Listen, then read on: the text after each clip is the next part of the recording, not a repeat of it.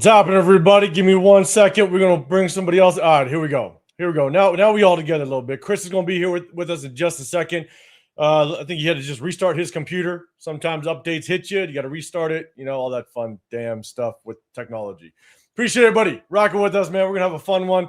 We got a ton of stuff we're gonna go over. We got some rumors. All right. Oh, hold up. Before we get really started. And we back at it. There we go. Let's get it. Now we here. All right. Hey, how's everybody feeling? I'm going to say what's up to the chat here in just a second. But, hey, we're going to kick this thing off.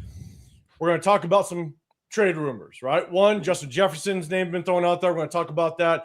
Obviously, we're going to take we wanted to make a right turn, and all the rumors decided for us to take a left turn. And all of a sudden, now we're hearing about rumors of Maxx Crosby. So we're going to talk about Maxx Crosby. We definitely want everybody in the chat to kind of give us your take as well on it. But we're also going to bring back a segment.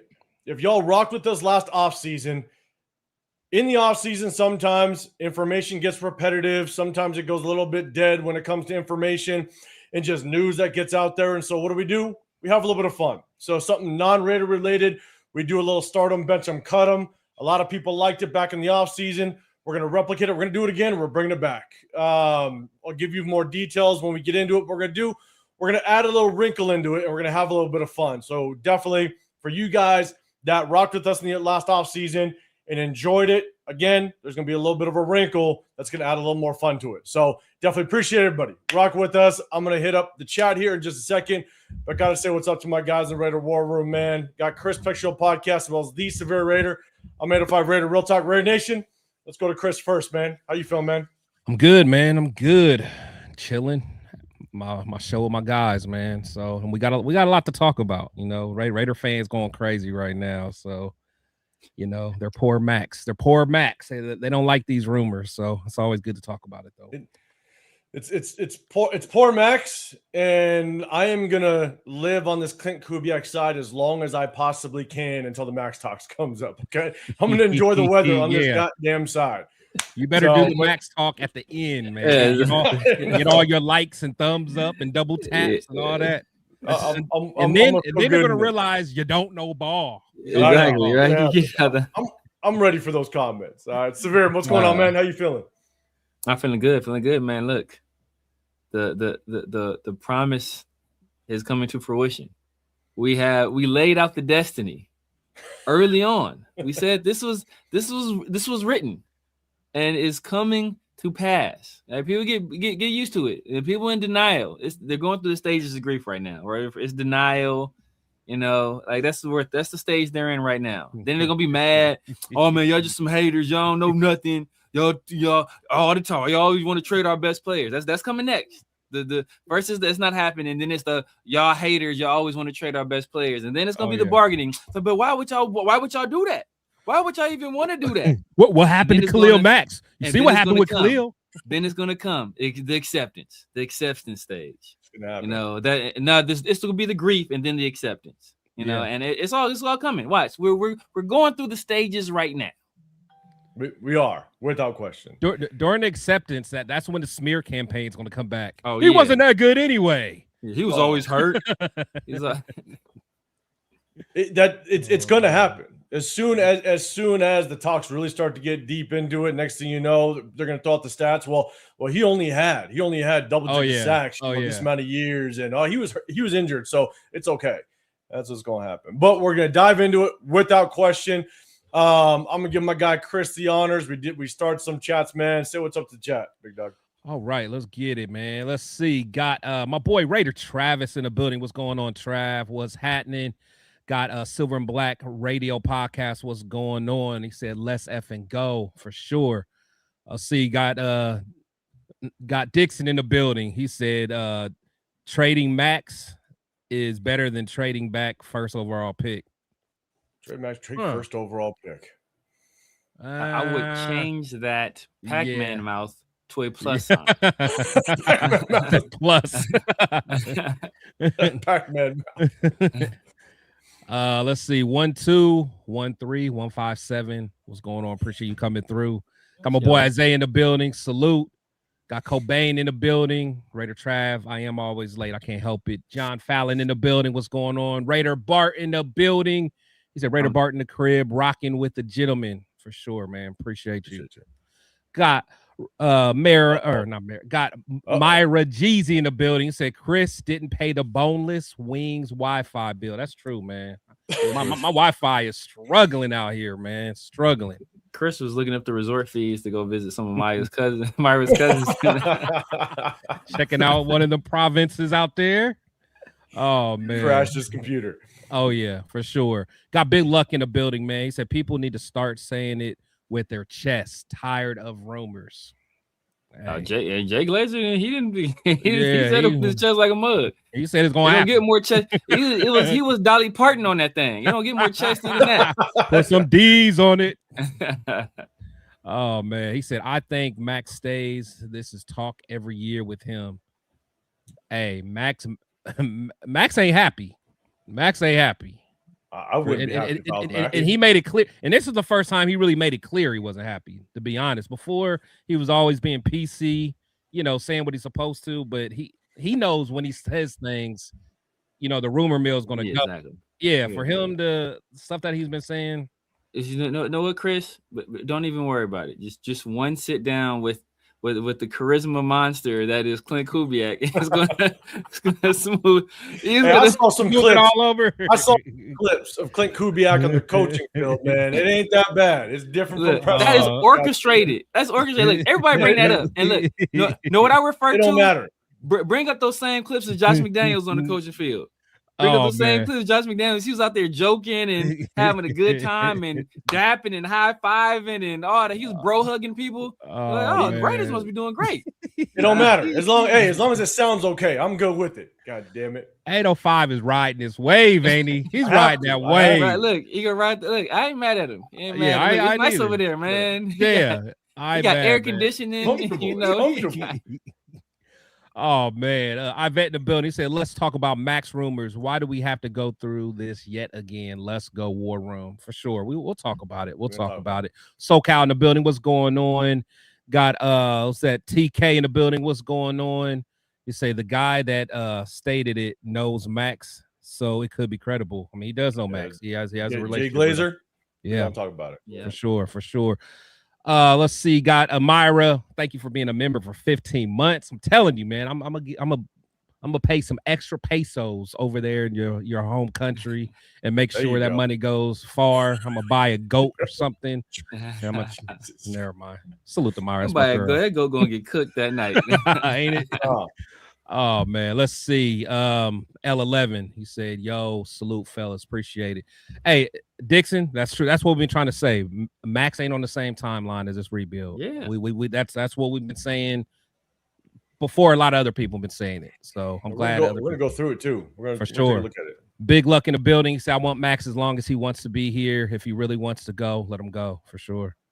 Let's see. If we get the DC Swartz, keep Max. He'll be happy. If we don't get a DC, Max likes. Get the most you can now, but Max wants to be a Raider.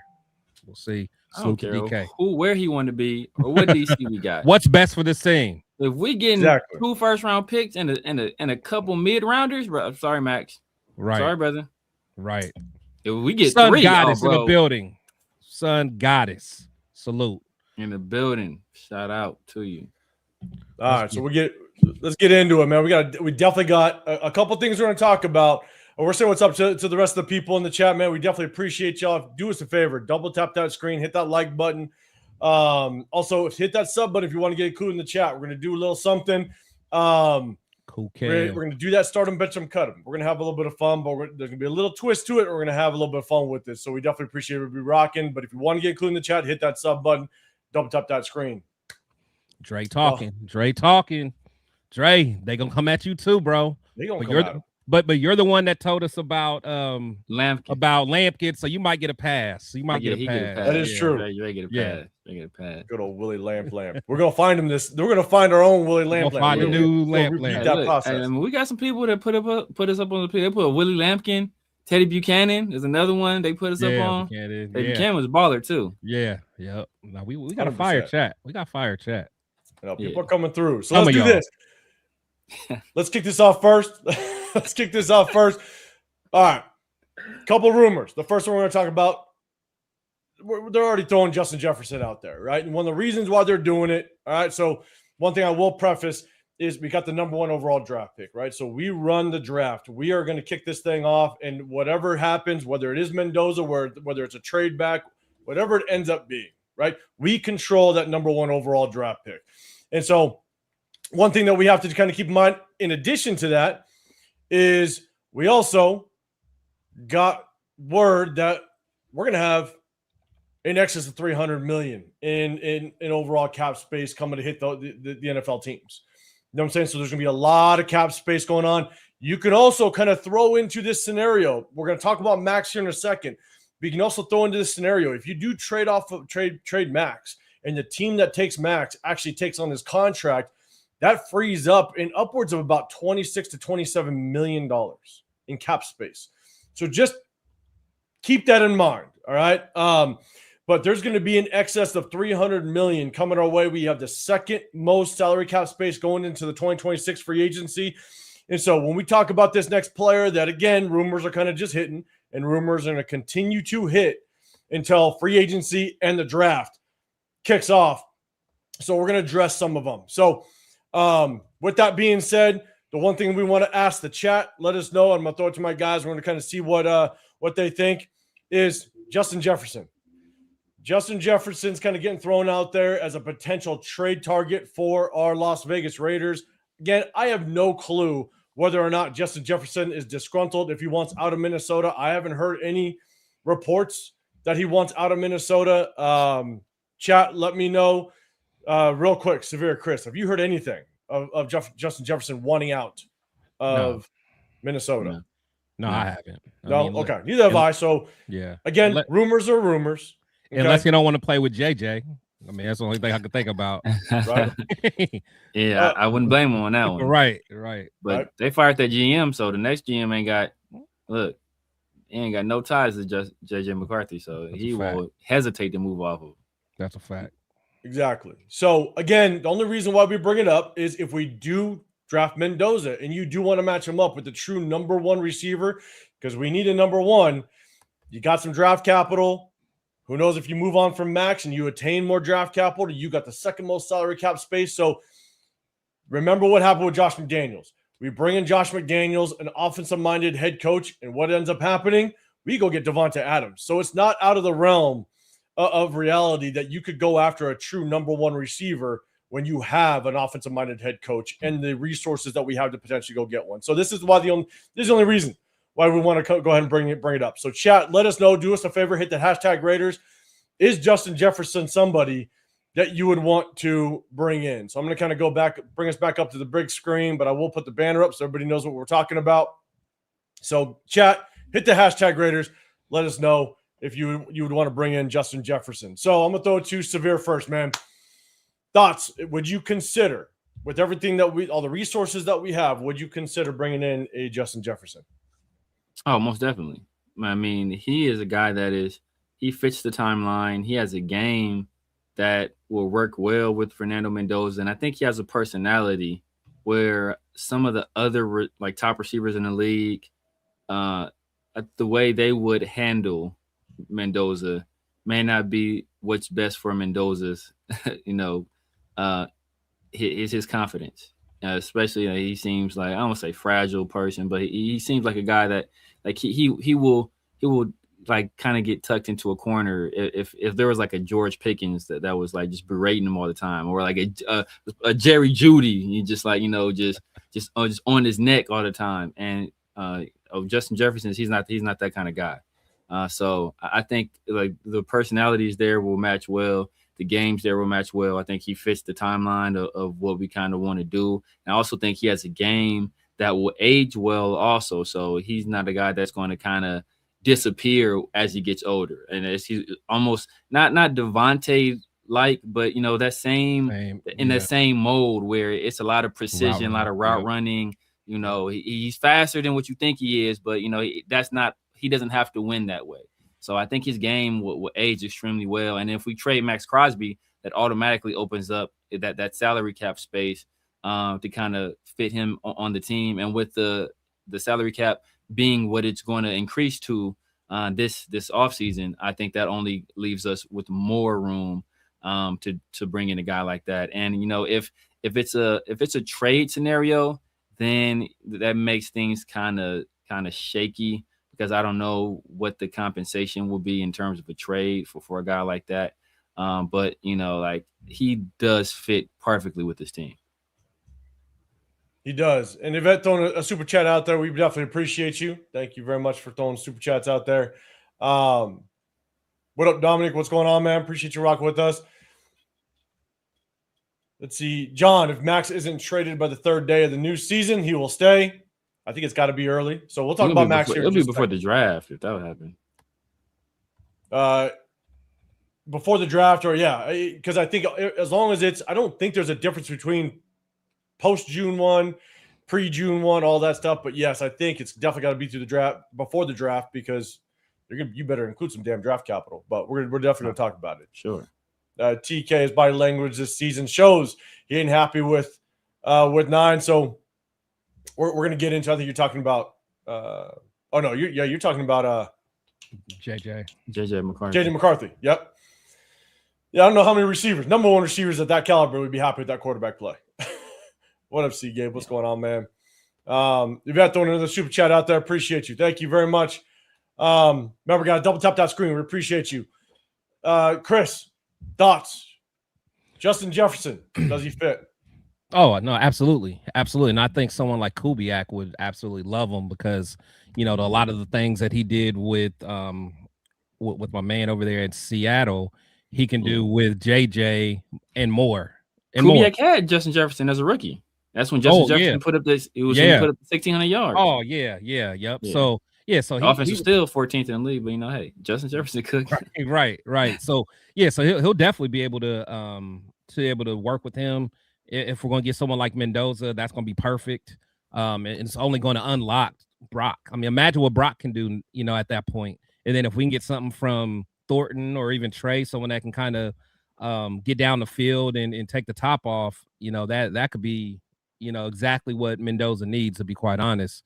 I'd be all for it, to be honest, because that dude, he's a quarterback's best friend. He's going to be where he's supposed to be. He's a good route runner. Like we're talking about the precision passing. He's going to be on time with his routes and all that stuff. So I think it'll be Mendoza's best friend if we can make it happen. So let's do this. We got Marcos. What's going on? You're saying no Justin Jefferson, too big of a diva. What? I don't know if I can put diva. He's one of the few that's not. He's the opposite. Yeah, I don't put diva on him. No. SoCal, just Jefferson is a heartbeat. Bart, bring in JJ. TK, we could have had Jefferson, but we went with Ruggs. Yeah, look, Ruggs wouldn't have been better than Jefferson. Ruggs would have been a monster. I think Ruggs would have been a monster. If whatever happened, we all know what happened. If that does not happen, Ruggs is a monster right now. Ruggs had only been playing football since he was like 15 years old. Like, he stopped playing football. His first game back playing football, varsity level, Alabama offers him. Bro, Ruggs was going to be a monster.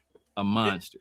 And I wouldn't say, again, just my opinion, I wouldn't say that Ruggs would be better than Justin Jefferson. No, I don't think so. Look, I would not be mad at having Ruggs right now. No. Yeah, based on based on what we have, yeah. Yeah, but I don't. Well, even based on what we have, you know what I'm saying? I think Ruggs could have been a top 10 receiver in the National Football. Oh, for sure. No, a top 10? For sure, bro. For sure. No way. Right. Ruggs would be in top 10 for sure. It's not even a question in my mind. No way. His athletic profile, because remember, Ruggs was 6 feet. He has like 6 feet and a half. He ran a 4.3, like a 4.32. No, he's fast as hell, and had bunnies. He hopped. Bunnies, but he was built. But he was also built. He had a strong build. He wasn't like no frail, fast guy. And the fact that he was still learning to play the wide receiver position, but he had an incredible work ethic. The leap he made from year 1 to year 2, that was crazy. He did that in the NFL. But he was going to be a monster. He was going to be a monster. He was going to be the top 10 receiver for sure. The one thing I will say, the one thing I will say is, in order for him, and for myself, I just thought I had confidence in him to sharpen up his route running skills. Right now, he was a deep threat without question. Right, he was a guy that's going to basically beat you. Great at that. He's going to take the top off. He's going to be able to cross you, get across the field. He had to just crisp up just the route running, because that was the difference between him and CD coming into the league. And know why Ruggs could have did it? What does Ruggs have in common with a lot of these other great receivers that come through the league? What was his background in? Basketball. Oh, he was a hooper. Yeah. There's a different level of movement you have to have as I agree there. You ever seen a football player trying to play basketball? Yeah. But it looks ridiculous. But the thing is, he can hoop, though. He can hoop, but it's not like he was like a real twitchy hoop player, though. He was just like, he was still one of them dudes that was just like super fast, though. But he wasn't like twitchy, like, you know what I'm saying? He can still handle the rock. He was shifty. The hoopers that's like, I don't know. He was shifty. That's all. Just that basketball background tells me he was going to be able to figure it out at the end of it, because that's all. Like, a lot of these route runners, all they doing is just playing basketball on grass. That's true. That's all it is. So just having that background right there with his athletic profile, with the fast, bro, he had more fast twitch muscles than everybody on the team right now. Like, all our team combined right now, he got more fast twitch muscles than all of them. That's a low bar, bro. That's a low bar. You talking about Jack Besh, bro. You talking about Jack Besh. But either way, I think it just, in my opinion, like Justin Jefferson, obviously one of the best in the National Football League. I think Ruggs could have been really good. So, but bueno, Mendoza, will pray for Pickens. I don't want Pickens on this team. I don't think we're built for Pickens, in my opinion. No. Whoever said Jay Jettis was a diva, bro, you bring Pickens over here. Pickens is bad. Right. Oh, my God. Pickens mentally ain't ready for a rebuild. Like, he's just too pissed off. He's AB waiting to happen. He's AB waiting to happen, bro. I'm telling you. I think it's worse. I think Pickens would probably put hands on somebody. That's what I'm saying. That's what I'm saying. That's what I'm saying, man. So, Steve Gay, man, throwing a super chat out there. We appreciate you, big dog. You're saying Max and a third for JJ and a fourth or something. That kind of brings me to kind of what my take is on Max JJ and a third. But here's the thing: if you trade Max, I heard some people like kind of talking about Max earlier in a potential trade with Minnesota, and you bring JJ over here. My thing is, if you want JJ, you're probably going to have to trade Max. You're going to have to get rid of Max some way, somehow. Whether it is you trade with somebody else and you acquire draft picks, because you're going to have to give up draft picks, and you're going to have to give up. If you think Max is valuable, Justin Jefferson is more valuable than Max at this point, in my opinion. Oh yeah, for sure. So he's younger. If you want JJ, you're either going to have to trade Max, and there's a good chance you're giving up Max and possibly like a second or third rounder. I don't know if we're getting anything outside of Justin Jefferson in that trade. I think it's just a swap. We're giving Max and some picks. So if you do want to acquire JJ, then you better be perfectly fine with moving on from Max and acquiring more draft capital, because that's, I think, what you'd end up having to do to continue to build around of Fernando Mendoza if he's the pick at number one. Now, if we have to give up a third with him, though? We may. I would say a third at least. Yeah. We might have to give it up because Max has a damn good contract. See, but that's why you don't. But that's why the NFL usually don't do player for player trades. That's why it's better situation, as 805 is laying out. You trade Max for the assets, and then you use those assets what you want to go after Justin Jefferson. Correct. That would be the way that I would do it. Is you don't trade Justin Jefferson and Max, right? That's not the transaction. You basically acquire JJ, but then you trade Max to somebody else and get maybe those first rounders back, and then it ends up being an even swap at some point. Yeah. And so that's me. Like, if JJ ended up on this team, man, I'd be excited as all hell. Oh yeah, he's a true number one. He's got the contract that it's going to fall in line with how you kind of want to grow and progress this team. Yeah, but that means you move on from Max. And in my opinion, we'll talk about Max. I'd be okay with that, in my opinion. So what's going on? What is that? Jefferson wants. Okay. Who put that out there? Hold on. I can't see it. Kenny. I don't know. That's a good one. Maybe we'll talk about a little bit of Mendoza later on. So again, we're gonna do that. Yeah, 805. Enjoy your time in the sun. Yeah. Enjoy your time in the sun, right brother. How's everybody like Clint Kubiak? Hit that like button if you like Clint Kubiak. Double tap the screen if you like Clint. I like it. All right, here we go. All right, let's see. Let me kind of go down. Let me see if anybody else. SoCal, you're saying JJ unfollowed Jefferson. Did he? I don't know if you're just joking around. But that'd be wild if you did. That's crazy. Talking about a diva. Sheesh. Exactly. Right? Bro, you have no right to. That'd be like me unfollowing, like, I'm gonna follow Maxx Crosby. This guy. I don't give a damn. You're Tyree Wilson. You're Tyree Wilson and following Maxx Crosby. Like, bro, go somewhere, bro. You wasn't fit to follow me in the first place. Right.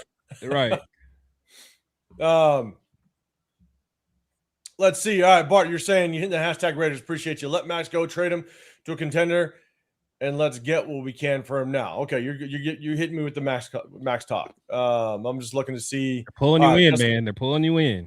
Yep. All right, so man. Okay, I scrolled a little too far up. Yvette throwing another super chat out there. We appreciate you. Thank you very much. Yeah, appreciate it. Yvette is holding it. She the MVP today. She holding it down. She is without question. Let's see. Jax Raider wouldn't mind trading Maxx Crosby. He's on his third knee surgery. Okay. Make sure you hit us back with that comment when we talk about Max. I'm just going to see if there's any more Justin Jefferson. I see one right here. We got seven son. My thing with Jefferson is that the moment it didn't start going perfect with McCarthy, he was trashing his quarterback and wanted out. It was ironic about that. I ain't hear what's ironic. What's ironic about that is the moment it didn't go well with Geno Smith, Raider fans were trashing Geno Smith and wanted him gone. Like, isn't ironic how that works out, right? Like it says it's bad for he's a diva for doing that, but it's okay when the math ain't mathing with that. Like, I didn't see him trash.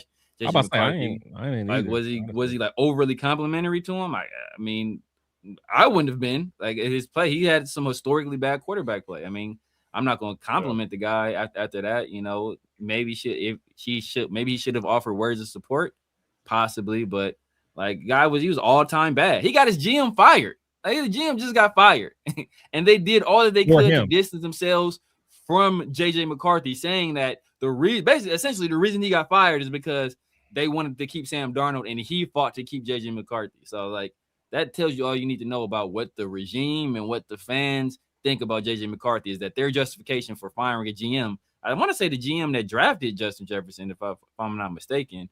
But their justification for getting rid of that dude was that he wanted to keep JJ McCarthy. Like that says it all right there. So what up, Herman? What's going on, man? Appreciate you rocking out with us. We got Gridnard Apex, man. Is this ECG? No. ECG, is this you? I don't know. I think they changed their name to like Scout something. It was funny because I was on Twitter and they put a tweet out there, and I cooked them, and I was like, oh damn. Like, I looked at who was following him. Same old takes. The same old takes. So I was like, man, I went bad. I went bad. I was like, man, let me take this down. I went bad. So just let us know. I'm not sure, because I was on another live and I think I saw you pop in there. So just let them know. Herman, Seahawks didn't have all these weapons at the start of their season, and now they're in the Super Bowl. Not Rashid Shaheed. They had everybody else. Exactly. But Rashid Shaheed was traded for. So, but man, we're going to talk a little bit Super Bowl at the very end. I got the odds up. We're going to ask you guys who you got. The odds just kind of uploaded about 5 hours ago, so I got the latest. And so we're going to ask you guys what the odds are and what you guys think. So we'll end it with some Super Bowl talk. So what up, Leo? What's going on, man? Everybody, guys, make sure you guys go check out Cheetah Linus's channel, man. Go hit him up. Always good shit over there, man. And check us all out. Apparently, we're all linking up on Monday. That's what I heard. Heard word on the street is we're all linking up on Monday with Cheeto and Rundown. So it's gonna be. They trying to pit us against each other. Me and Chris versus you and Rundown. Yes, I think it's gonna happen. We're gonna have some fun. What up, T4 Graphics? What's going on, man? Appreciate you rocking. It's not gonna be fun for Clint Kubiak, because I'm about to really dig deep into these stats now. Y'all about to be. We're talking Justin Jefferson. Hit that like button. Double tap the screen if you like Kubiak. My guy. Greg Lura. At what? I know. Oh, At what? Healthy Jordan Anderson is a damn good receiver, but I don't know if I'd take him over Justin Jefferson. He's a top 5 number 2 receiver in the league. Top 5 number 2 receiver in the league. But guess what? He ain't a top 5 number 1 receiver in the league, which Justin Jefferson is. Like, yeah, unless you got like some strategy behind it, where Jordan Addison's a number 1 and you are a number 2 and you're bringing a number 1, but to take him over to be a number 1. I'm not sure if I can rock with that. That is saying, like, you know what? All things being equal, give me Pau Gasol over Tim Duncan. Why? Let's see. Raider 24 Nation, what's going on, man? Appreciate you rocking up with us. Had not been on the channel in a bit, but wanted to tell the nation that Raiders doing amazing. Okay, I think you're always on Jeff's channel. Shout out to Jeff. I think that's your son. Had some medical stuff going on, man. I'm glad. Just everything is doing good, and I hope everything continues on that path, as long as it is going that way, man. Shout out to you, big dog. Okay, so we talked a little Justin Jefferson. Okay, I'm trying to get down here on the chat. We appreciate everybody kind of rocking with us. Double tap that screen. I see hashtag Raiders. Big luck, JJ Cumming. If I'm getting a grill, all right. If you do, big luck, then you got to change up your profile picture. And if we get JJ, you get yourself a grill, and you better put your profile picture up. I want to see it. For sure. That'll be good. That'll be good stuff. What up, Chi? I appreciate you, big dog. I see this one. Someone started. Mr. Silver and Black. Mac loves the cryptic speak. And to add to speculation, it's getting old. All right. Someone started this one. Who won this one? Oh, no. I did. You started? Yeah, I did. Well, for one, I wanted to show you that the Twitter comments do show up. That's the reason I really wanted to. Oh, I got it. Okay, cool. Yeah, so it does. But salute to you, Mr. Silver and Black, man. If you are on Twitter, which you are, think about coming over to YouTube, man. It helps us with the algorithm and all that. But anyway, he says Max loves a cryptic speak, and to add to speculation, it's getting old. I know a lot of people are feeling like that. You know, a lot of people are feeling like that, but I think it's getting old to him being in his dysfunction. I mean, Max literally gives his everything to this team. I mean, blood, sweat, and tears. I mean, he was hurt in the beginning of the season and was still playing through it. Refused to get surgery. I mean, the guy wants to put it all out on the field. He wants to, but I mean, it's dysfunction. I mean, it is what it is. He wants to win. He does, and I guess for myself, it's. No player, unless the writing's on the wall, right? Unless it's already kind of out there in the universe, no player really comes out and just says what they really mean and what they really feel, right? Max is going to always say, I want to stay a Raider. I want to be a Raider. I want to finish my career as a Raider. Like, then he's going to go, he'll go behind closed doors and talk to his wife and his best friends and be like, hey, I don't think I'm down for a rebuild. You know what I'm saying? So it's like, I don't know if it's cryptic talk. It's just, it's professional athlete talk. You know what I'm saying? Like, that's just kind of how it goes, unfortunately. And so, you know, sometimes they just got to play the game, and that's just kind of how it rolls. Tito, moving on from Justin Jefferson over McCarthy is wild. That's true. That is true. Wild. All right, cool. It is. It's East Coast. All right, brother. Appreciate you, man. Okay. Big John in the building. That's not your name on Twitter. Maybe it is. No, it's not. It's like Scout something on Twitter. Like scout.com, something like that. So check this out, guys. All right. So we're going to get to the other topics. We're going to talk about Max, so you guys can get all your Max comments in. We're going to talk about that, and at the very end, we're going to talk about Super Bowl a little bit, and if we have time, we'll open it up and definitely answer any questions, or if you guys have something you want to talk about, we'll touch on it for a second. But we're going to have a little bit of fun. If you guys rocked with us last offseason, we do a start them, bench them, cut them. We have some fun, but we're gonna throw a little twist into it on this one. And Severe, this is gonna be news to you a little bit, but I talked to Chris before we jumped on, and this is what we're gonna do. Back in the day, last offseason, we do a start them, bench them, cut them. Okay, what's gonna happen is 3 players will pop up on the screen, and there will be a letter associated to them. It'll be sitting in front of them. All right, and what you're gonna do in the chat is you're going to basically rate them, who you would start, who you would bench, who you'd cut in that order, ABC, CBA, BCA, however you want to do it. And the players that you see, you're rating them at the top of their game, not at the tail end of their career, not in an injured season. The best, the top of their game, the best that they've ever looked. All right. But we're going to add a little wrench into it. Okay. We're going to have a little bit of fun. It's going to show a little bit of appreciation to all of our subscribers, everybody that gets included in the chat. The wrench is going to be 2 players will pop up, and you'll get to chew on that. The third player is not going to pop up, but I'm going to give the chat and I'm going to give my guys an opportunity to guess who that third player is going to be. Okay? And that third player, I'm going to try to, it's a start 'em, bench 'em, cut 'em. So I'm going to try to make that player a very similar skill set, a very similar success rate in the NFL. Okay? Now, I don't know, but your judge on skill sets ever since your Justin Herbert comment. My judge on skill set is goddamn amazing. Okay? Because I'm a Clint Kubiak fan. Justin Herbert is a statue in the pocket. That's right. Hey, I could throw some curveballs too. God damn it. So, but what's going to happen is I'm going to give you guys about 30 seconds to guess who that third player is. And at the end of that, then you can give me your start 'em, bench 'em, cut 'em. You give them the ABC, the CBA. But whoever guesses it within that 30 seconds, you'll be entered into a giveaway when we go live on Wednesday, March 11th for the start of free agency. And I'm going to track it. So we're going to do this at least once a week, maybe twice, depending on how the news cycle is going. But if anybody guesses the third player in the chat, then you'll be entered into the giveaway on March 11th, the day of free agency. That's the little twist that we're going to throw in there. We're going to have a little bit of fun. Let's see. I know. So let's do this. I'm going to go ahead. I got to stop this. I'm going to set it up. So you guys bear with me. I'm going to set this up really quick. For you guys that didn't rock with us before, all right? I'll kind of walk you through it again. We're going to have a little bit of fun. For you guys that rock with us, you guys know the deal. But double again, tap the screen, y'all. Double tap the screen. Let me go. Let me do this. Bang. Let me go ahead and share it. Let me get us back up on the screen. Hold up. Bang. All right. Hopefully everybody can see it. Do I got a comment up there? Let me take down that comment really quick. Yeah, my bad. Go ahead. Yeah. Okay. So remember, start them, bench them, cut them. You don't rate them just yet. 2 players going to pop up on the screen. You can kind of chew on that a little bit. All right. Start to kind of get your mind right on it. And then as soon as that pops up, I'm going to give it 30 seconds.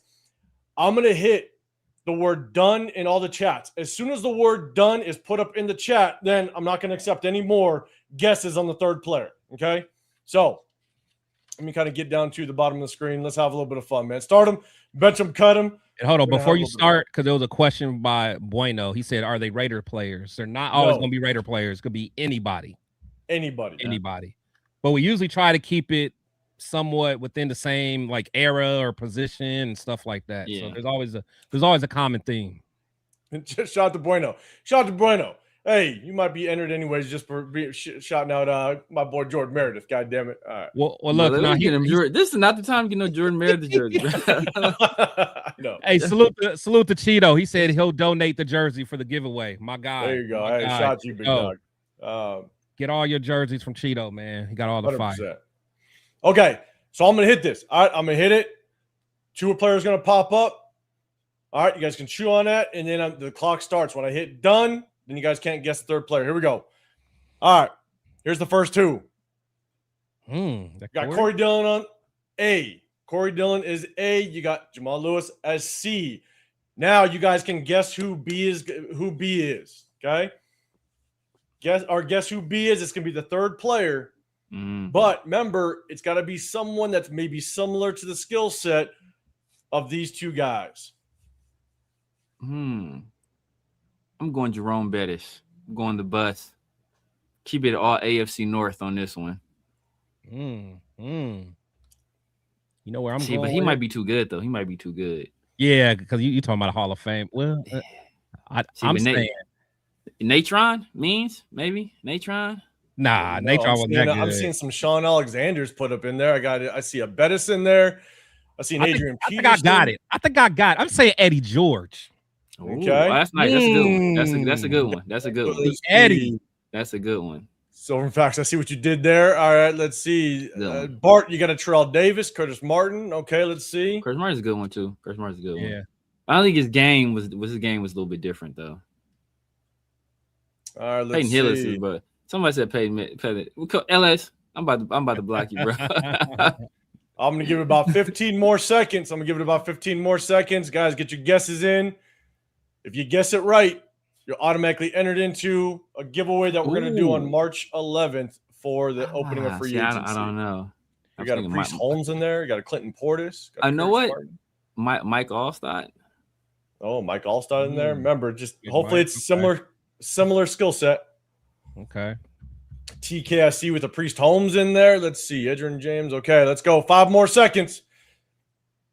Once I type done, we're done. That's a good one, too. Oh, yeah, Ricky Williams. Yeah, Pothead Ricky. Edge is good. Edge is good one, too. Yeah. Edge is a good one. All right, done. Anything after that one? Oh, Larry Johnson would have been a good one. That doesn't count. Yeah, but right. he didn't last long enough though. He was a dog. I mean, same type of game too. Penn State, same he was a monster. Yeah. Okay, here we go. All right, let's get it. Who is it? Oh, I told you. So check this out. That was check this out. I think it was Night Sims. Night Sims got it. Hold up. I got him. Yeah, he was the first one I saw. Where'd it go? Hold up. Bang. Did he say it before me? Sims. He guessed Eddie George. He got it. Did he say it before probably I did? Because the chat is on a delay, so he probably got it before you. Oh, okay. So, but as long as anybody in the chat gets it, anybody that guesses it right, you're automatically entered into the giveaway on March 11th. All right. So I'm not gonna give out the answer or anything like that. If you just guess it, you're automatically entered in. So Night Sims, I got you. You're gonna be entered in March 11th. We're gonna have a little bit of fun. Fire. I think he was the only one that said it too. Yeah, he's the only one that said it. Him and Chris. Fire. Okay, so guys, let me know. Chat. I'm gonna give you a second. Start them. Steven Jackson was a good guess too. That was a good guess too. Yeah. So who would you start? Who would you bench? Who would you cut? Chat. Woo! Let me know. Severe, Chris, whenever you're ready. Okay, man, oh man, I am going. Who? Yeah, I got mine. I got mine. Hey man, damn, man. Because at their best, I know. At their best, it's tough because I know because the guy I want to say was the best. He probably had the worst supporting cast, and by the time he got a good supporting cast, he was kind of up there, man. Oh. See, okay. Man, I'm gonna go ACB, but see, I don't want to. What? I'm gonna go ACB. But see, ACB. But Eddie George was. I was going to pick Eddie George just because he went to Ohio State, bro. Just because he went to Ohio State, but man, Corey Dillon when he was with the Bengals, he had nobody. He had Achilles Smith as a quarterback. I know. And he was cooking. And when he got Jeff to the Blake, Patriots, didn't he have Jeff Blake too? I think he might have Jeff Blake for a little while. So by the time he got to the Patriots, he was old. So we never really got to see. And he was still balling with that supporting cast, still dominating the league, bro. Yeah. So that's what I'm saying. And then we already know what Jamal Lewis did, and Eddie George. It's hard not to put Eddie George up there, but just off talent alone, you're looking at career numbers. Then it's probably. Oh, then it's probably not career. It's just top of their game. Like, who would you start? Oh, yeah, you get the best out of them, and who would you start? Man, see, I'm going ACB, but it's tough between because I want to go almost ABC, but I'm going ACB just because I saw Jamal Lewis run for Tucson, bro. I can't block that out of my mind. And I think he put up 2,000 yards in the season. Yeah, he did. So all right, so we got Rojas, Raymond, what's going on? You got BCA, Big Luck. You got a BCA as well. Jeff, what's going on, man, guys? Hey, guys, go hit up Jeff's channel. I think they might be going live tonight. So definitely check out his live, man. All right, your BAC, East Coast. Let's go. You got BCA, guys. If you guys like definitely some breakdowns of college football and just get to know some names as we enter into the draft, definitely go hit up. It's Gridiron Apex. We know him as ECG. Definitely hit up his channel, man. He'll definitely let you know some names as it relates to college prospects. Isaiah, CBA. John, your ABC. ABC. Okay, let's see. Big John. Big John's in the building. Big John is in the building. Big John in the building. He's in Big here. John. Hey, Clint's coming, bro. Clint's coming. Kubiak. Yeah. Double tap that screen. Oh no. He was the one saying Mendoza wasn't coming, or did he say? No. He just wants. He kept saying Carroll back. Oh, that's right. Clint wasn't coming. He said Clint was going to back out. He stood on that. Until Clint coaches his first game, he still ain't gonna believe it. He don't care if he signed his contract until you see him on the sideline with that headset. But it ain't happening, bro. All right, bro. Bart, Francis the Fifth, you about to get blocked too, bro. Francis the Sixth, you about to get blocked too, bro. Yeah, he wilding. 7th If BAC. Jinty ever thought about being better than any of these dudes, he better wake up and apologize to football guys, bro. Let's go. Cheeto BCA. Jason Marshall, what's going on? BCA. Quirk BAC. TK, your BAC as well. All right, Kenny, you got to cut George, bench Lewis, start Dylan. Cut George. Dillon was a man. People forget Corey Dillon, bro. They only remember Patriots Corey Dillon. Yeah, Dillon was fire. They forget. Yeah, they only remember Patriots Corey Dillon. They don't remember Cincinnati Corey Dillon. That's true. Yeah. All right, Chris, what you got? I'm gonna get some more in after Chris's. What you got? Bro, I'm saying BCA. BCA. I don't think you realize how cold Eddie was. Eddie won the Heisman. I remember Eddie. No, even in the league, the wars he had with Ray. Him. Yeah. In fact, I guarantee Ray would probably put it in this order. Ray and Eddie used to have battles. Bro. They used to get at it. Battles. But he had a line though. He had a line. I mean, he had a line. But he had Aaron McNair, bro. He was a work. I mean, he was a work. I mean, but Jamal had some dogs too, though. Jamal had some dogs too. So I'm saying the only person that didn't have no dogs was Dylan. Dylan didn't have no dogs. He had nobody. Yeah. Nah, that's true. No, that's true. But Eddie was just so cold, bro. Eddie was cold. He was. He was one of my favorite players in the league. Man, it was him and Kevin Dyson and Steve McNair and Steve Wycheck. Like that was, I loved it, man. I was mad when they lost that Super Bowl to the Rams because I just hate the Rams, but I was mad. Yeah. And not Steve Frank Wycheck. I'm Steve Wycheck. Hey, real quick, Silver and Facts. I see you saying the question is what year? No, it's just at the top of their game. Top of the game. Yeah. Top of the game. So all right, go on, Chris. What'd you go with? I said BCA. Yeah. And the thing is, I like Dylan. I really like Dylan. I really do. And I think for that reason of him not having a supporting cast, it's just you never really got to see him like full potential. Exactly. You know what I'm saying? But Eddie was just he was a freak, bro. Eddie was cold, man. He was a freak. And as a Michigan fan, he was like 6'4". He was like 6'5". Yeah, like he was the Derrick Henry before. Bro, he was like 3% body fat. Like Eddie was cold, bro. Eddie was cold. Yeah. Cold. All right. So I'm gonna get mine in here in just a second. But Isaiah, you got CBA, John, you got ABC, Francis, assist, start George. It's an add to thing. All right. Bart, you got BCA. Let's see. All right, Cheeto, BCA. I might already actually read those off. Okay, Kenny, cut George, bench Lewis, start Dylan.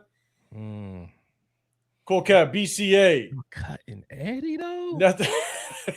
Chris is disappointed. Chris is the disappointed dad right now. Cutting Eddie. Yeah, cutting Eddie. He's disappointed. I'm standing on my square. And somebody said that this man they said that Jinty was better than anybody on. Okay, yeah. That's timeout status. That's what that is. Myra, start Eddie, bench Corey, cut Jamal. Yvette, ACB. All right, let's see. MEs, you got BAC. Yeah, see, I wanted to keep Eddie though, but Jamal that 2K season, and then he had the rushing record for in a single game too. That's what made it like at the top. That's a hell of a season. That's a hell of a season. Yeah, that's top. Leo's shocked right now. Cut Eddie. Leo's shocked because Eddie look like he can still suit up to this day. Eddie can suit up right now and be better than Jinty. Eddie can suit up right now. Put some Flexerol on them knees and go out and be better than Jinty today. So osteo biplex in this shake and go out there and cook straight glucosamine. Oh man. Man, what up, Jay? What's going on, man? You're at BCA, guys. Definitely go hit up Jay's channel. I think he's going live tonight with Jeff, man. Definitely hit up Jay, man. What up, big dog? SoCal, BCA, Raider Dez. Your CBA, Jamal Lewis went for 2,000 while smoking Black and Milds. no lies detected. No lies detected. Who was all on his line? He had Jonathan Ogden. He had dogs, man. Yeah. He had some. He had Charles Grant uncle, Jonathan Ogden. Oh, that's ridiculous. God damn it. Okay. All right. I'm going ABC. I'm starting Corey Dillon. I'm benching Eddie George, and unfortunately I'm cutting Jamal Lewis. I ain't mad at that. Yeah, so the only thing is look. I'm when you bring up your prime though, but when you bring up prime year or like in their prime, that Jamal, like you said, that Jamal Lewis. That's the only reason, because like you asked who my personal preference, I would have kept George. He would have been on the bench. But just that I can't ignore what he did that year. Look, that's fine. I'm gonna read you off. What you call his numbers. And remember, he did this on a bad team. He 1,130 yards, 4.8 yards per carry as a rookie on Cincinnati. That's nasty. The next year, another 1,130, 4.3 yards per carry. The next year, 1,200 yards, 4.6 yards a carry. The next year, 1,435, 4.6 yards a carry. Then he dipped down a little bit in yards to 1,315, still 3.9 yards a carry. Genty ain't imagining that. And then he had 1,300 yards again, 4.2 yards a carry. Then he had an off year with Cincinnati, and then he got then he left for the Patriots, and then he put up 1,635 yards, 4.7 yards a carry. He only had 3 seasons his entire career where he averaged less than 4 yards a carry. 2 of them were 3.9, and the last one was a year before he left the league, and it was 3.5. His last year in the league, he put up 812 yards and 4.1 yards a carry. His last year in the league, and 13 tuds rushing. But shit, what wasn't he on that Randy Moss though? That Randy Moss Patriots team? That was 2006. Was he on that team? Nah, that's 2006. So. I don't think he was on that team yet. He wasn't on that team? I don't think he was on that team yet. Yeah, bro. Like Dylan was doing fired. that. He was doing that Dylan is cold. He was doing it with, like, Jeff Black was my dog. Because back then he was like one of the only black. Him and Aaron Brooks was the only black quarterbacks. Yeah. So I had to root for them by default. But like, anyway, look, yeah, Kelly Smith is your starter. Did he have what's old boy that went to the Lions? Did he have John Kitna? Oh, come on, dog. Yeah, he had John Kitna at some point. Yeah. Come on, he's stamped. I don't want. That's why I don't be hearing excuses for Genty about not having nothing. You talking about generational. This dude put up 4.8 yards a carry. Oh, here we go. Samir's gonna throw it left. Here we go. 4.8 yards a carry as a rookie. 10 tuds. That's nasty. Bro, I don't hear no excuses. Yo, no, he didn't have leash. He didn't have offensive line. Bro, I don't want to hear it, bro. I don't want to hear it. All right, so hey, we're gonna wrap this up again. We're just doing one today. Look, if the news cycle is slow, we might do 2, but we're throwing a little twist into it. Again, we'll pick up two of the players. The third one you get to guess. If you guess it right, shout out to 99 Sims. You guessed the third player right. You're going to be automatically entered into the giveaway on March 11th, opening day of free agency. We're going to go live. Luckily, we go live on Wednesdays and Sundays. Free agency, March 11th is on a Wednesday. So definitely tap in. And we're going to be doing this every single week, and we're going to have a little bit of fun with this. We definitely appreciate it. Facts, Leo. Facts. When 1,000 yards was meant something. It did mean something. He did it in 16 games, averaging damn near 5 yards a carry as a rookie. That means something. That's a good point. It does. We're going to go back up to the big screen. All right. Hope you guys enjoyed it. That was a good one. That was a good one. Hey, chat, start sticking with me. For Chris because he got it right. Yeah, chat, start sticking with me. I got you, man. I got you, man. The next one got to involve Kuechly. Let's see what you stick with. With who? Oh, Luke Kuechly. Hey, man. Yeah. Luke Kuechly. Yeah. I have my Justin Herbert. Okay.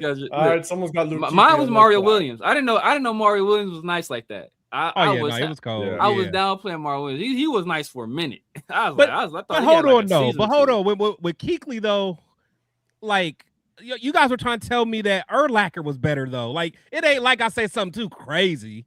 I ain't say nothing crazy now. Like you was trying to make trying to make Kuechly look like he was Luke Masterson. He was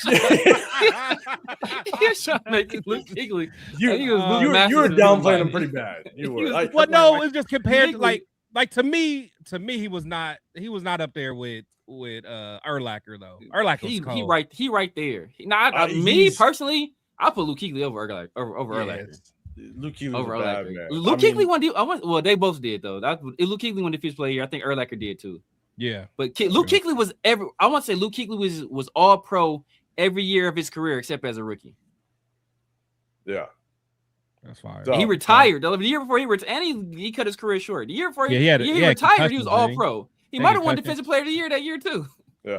No, when I started looking back at it, I'm like, he better not. He definitely better than I thought. He definitely better not. Chris, I had to do the same thing with Herbert. Don't worry. All right. No. Don't try to put me in that. And we're moving on. You thought he was Kirk Morrison, right? You was like, that's crazy. But he compared Justin Herbert's athleticism to AOC. Now that's a problem. No, that wasn't that bad. But it was close. It was close. You guys got me on that one. That was bad. That was on me. I corrected myself very quickly that night. I did message you guys and be like, my bad. Rojas Raymond, you said, man, do at least 3. So we're doing 1 because we got some stuff to talk about. But trust me, when the news cycle becomes slow, which will, we'll do probably. Sometimes we'll do 2, and so we'll definitely have fun with it. So we'll do plenty before that March 11th. And Jeff, I don't want to hear nothing about it. God damn it. I want to hear nothing about it, Jeff. Hey, Jacob Parrish might got him out of that. He might have got you out of that. I'm never going to live off that name. God damn it. Never. And I keep bringing it up on the screen too. I'm doing it to myself. Self-inflicted wounds at this point. Jesus Christ. Okay. All right, guys. Do us a big favor. Double tap the screen. Hit that like button. Hit that sub button if you want to get included in the chat. We're about to talk about Maxx Crosby and the rumors that just kind of hit today. But remember, you got Chris Peck's Show podcast on this side. Got the Severe Raider over here. I'm 805 Raider, Real Talk Raider Nation. We hit you on Wednesdays. We hit you on Sundays. And we're going to break down game film of some of the free agents here shortly. Once Kubiak puts pen to paper, we're going to start breaking down some free agents. We're also going to break down some game film on some of the draft prospects going into the draft. And so definitely tap in with us. We definitely appreciate y'all. So, all right. Hold on. Before we get started, go for it. Seventh Son, he has a question for you. You wanna let him know? I mean, he's been here supporting us. I think that was Dixon. Was it LS or Dixon that started that goddamn talk? It was one of them. Whoever's in here. LS, if you in here. Dixon, if you in here. So last year's mock draft, we only did 3 mock drafts. Here's a little short story. We did 3 mock drafts. Nah, we did more than 3. No, we did 3. Nah, because Severe won back to back. I won back to back. That's when remember he dressed up. We did 3 with us, but then we also did like a chat one. So those are the additional ones that we did where the chat got to choose who to draft. But we only did 3. I got them screenshotted. Me and Severe tied. We tied on how many we won. Yeah, I ironically after I dressed up, I lost the next 2. I think it was 2-2. Okay, maybe it's 2-2. Yeah, so it's 2. So we did 4. I thought we only did 3. We did 4. We did at least 4 because Chris ended up at least 4. Yeah, then it had to been just 4 then. But 4. I won the first 2 and then I lost the next 2. On the last one, I picked Jacob Parrish with my 4th pick. It was in the 2nd round, but I traded back. I finally got a good trade back. Severe's IT guy didn't hack my goddamn server. Like 5-6, maybe. So I ended up picking Jacob Parrish, which a lot of people thought I was crazy. That's why I got the hot dog water comment. But guess what? Jacob Parrish was the best slot corner rookie this year. God damn it! So yeah. I'm gonna lose every one. I'm gonna lose every mock draft this year. I'm about to lose, bro. You're right, bro. You already know what time I'm on. Yeah, they know what time I'm on. They both 805. He'll probably win. I'm gonna get straight Fs. The chat is gonna hate mine, bro. Look, man, I had a draft where I got Travion Henderson, Jackson Dart, Kenneth Grant, Tyreek Williams, Don't. and I still lost. I lost with that. Because I got Mimbu. I got Mimbu. Oh yeah, early you on. tried to Hey, my Mimbu. I got the screenshots. Don't worry. I screenshotted what our drafts look like. We're gonna pick it up because look, at the end of the day, I think a lot of people they'll kind of respect a little bit of our drafts. And we have some maybe it'll ease up on the grades, Chris. Maybe it'll ease up on the grades for sure. Greatest moment in Raider YouTube history. It was good. It was good stuff. Without question. The king was funny. Your reaction. I was done. Yvette, yeah, towards the tail end, we'll try to fit in some of the coaching talk because once Kubiak puts pen to paper, yes, we're gonna have to make it happen. And so if Eeyore ever does, according to Big John. Even if it does. See, Gabe, can you do the show in full screen? Okay, so it's tough because when we break down game film, which we're going to, we have to do it in this screen. And so we kind of just set the settings this way because we're going to start doing a lot of film breakdown. And so it just makes it tough to kind of go back and forth. So we're kind of doing it in this one, unfortunately, because if we do it in the regular screen and we do the film breakdown, then YouTube doesn't like it. And we tried it one time and they basically just cut the stream, unfortunately. So that's why we kind of do it in this screen, this format, unfortunately. John, man, what's going on, man? Appreciate you rocking with us. Appreciate you throwing a super chat out there. I'll make this very clear. I'm 52, so I've seen it all. So if Max wants out, to let him go and get a haul for him. No players are above the shield. Protect the shield. Protect the shield. Let him know. Exactly. Oh man. So we're gonna go ahead. Don't give this man no ideas. Oh my god. Don't give. Oh my god. Glizzy Samir. 805, no, you said 805. Oh, 805. Oh yeah. If 805 does it. Oh, bro, it's a wrap, bro. It's a wrap. It's a wrap. It's a wrap. Nothing will ever top that. We can just hang up these headphones. A+. That'll never happen because that'll never happen. I'm just letting you know. But now John, man, now you got me. Now you got some machinations going on now. Now that got me thinking. That got me thinking. Yeah, no, Severe's gonna hit it. All right, Severe's gonna win the draft just because of what he's gonna surprise y'all with. I know. Jeff sent me something too back in the day with some hot dog water crap. I was like, God damn it, I'm never gonna live it down. That commercial had me dying. Yeah, commercial's wild. Okay, real quick, I'm gonna show the screen. We're gonna talk about it.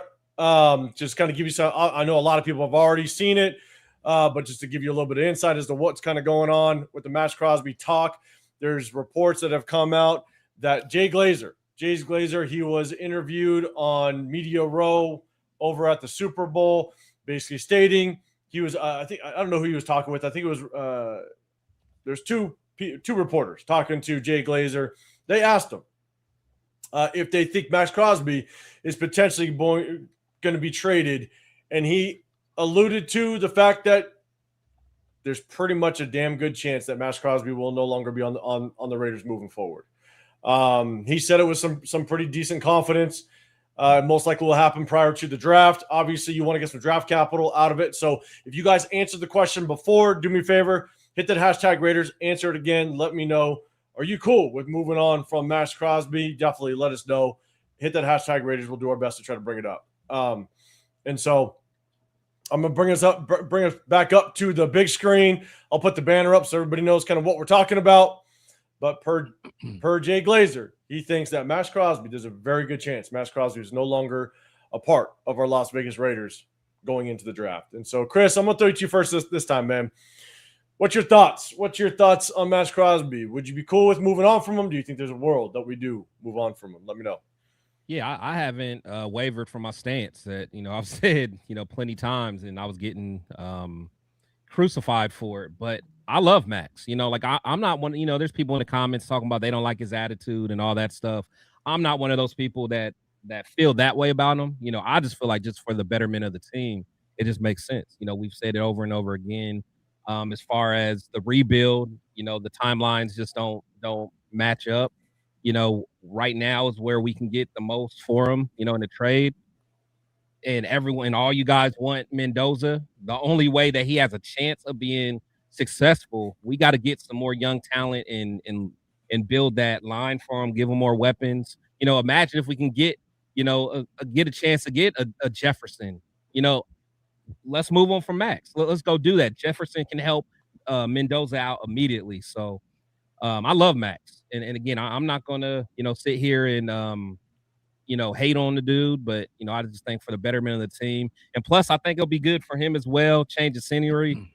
Maybe he gets a chance where he's not in a dysfunctional situation and he can, you know, go compete for a ring before he retires. So that's where I'm at. Yeah, what up, Scotty Waddy? What's going on, man? You're saying agreed. One more pick in the first would be great, and Maxx get on Maxx get on my nerves with the holier than thou attitude. I said what I said. Appreciate you, big dog. Appreciate you popping up in here with us. Let's see.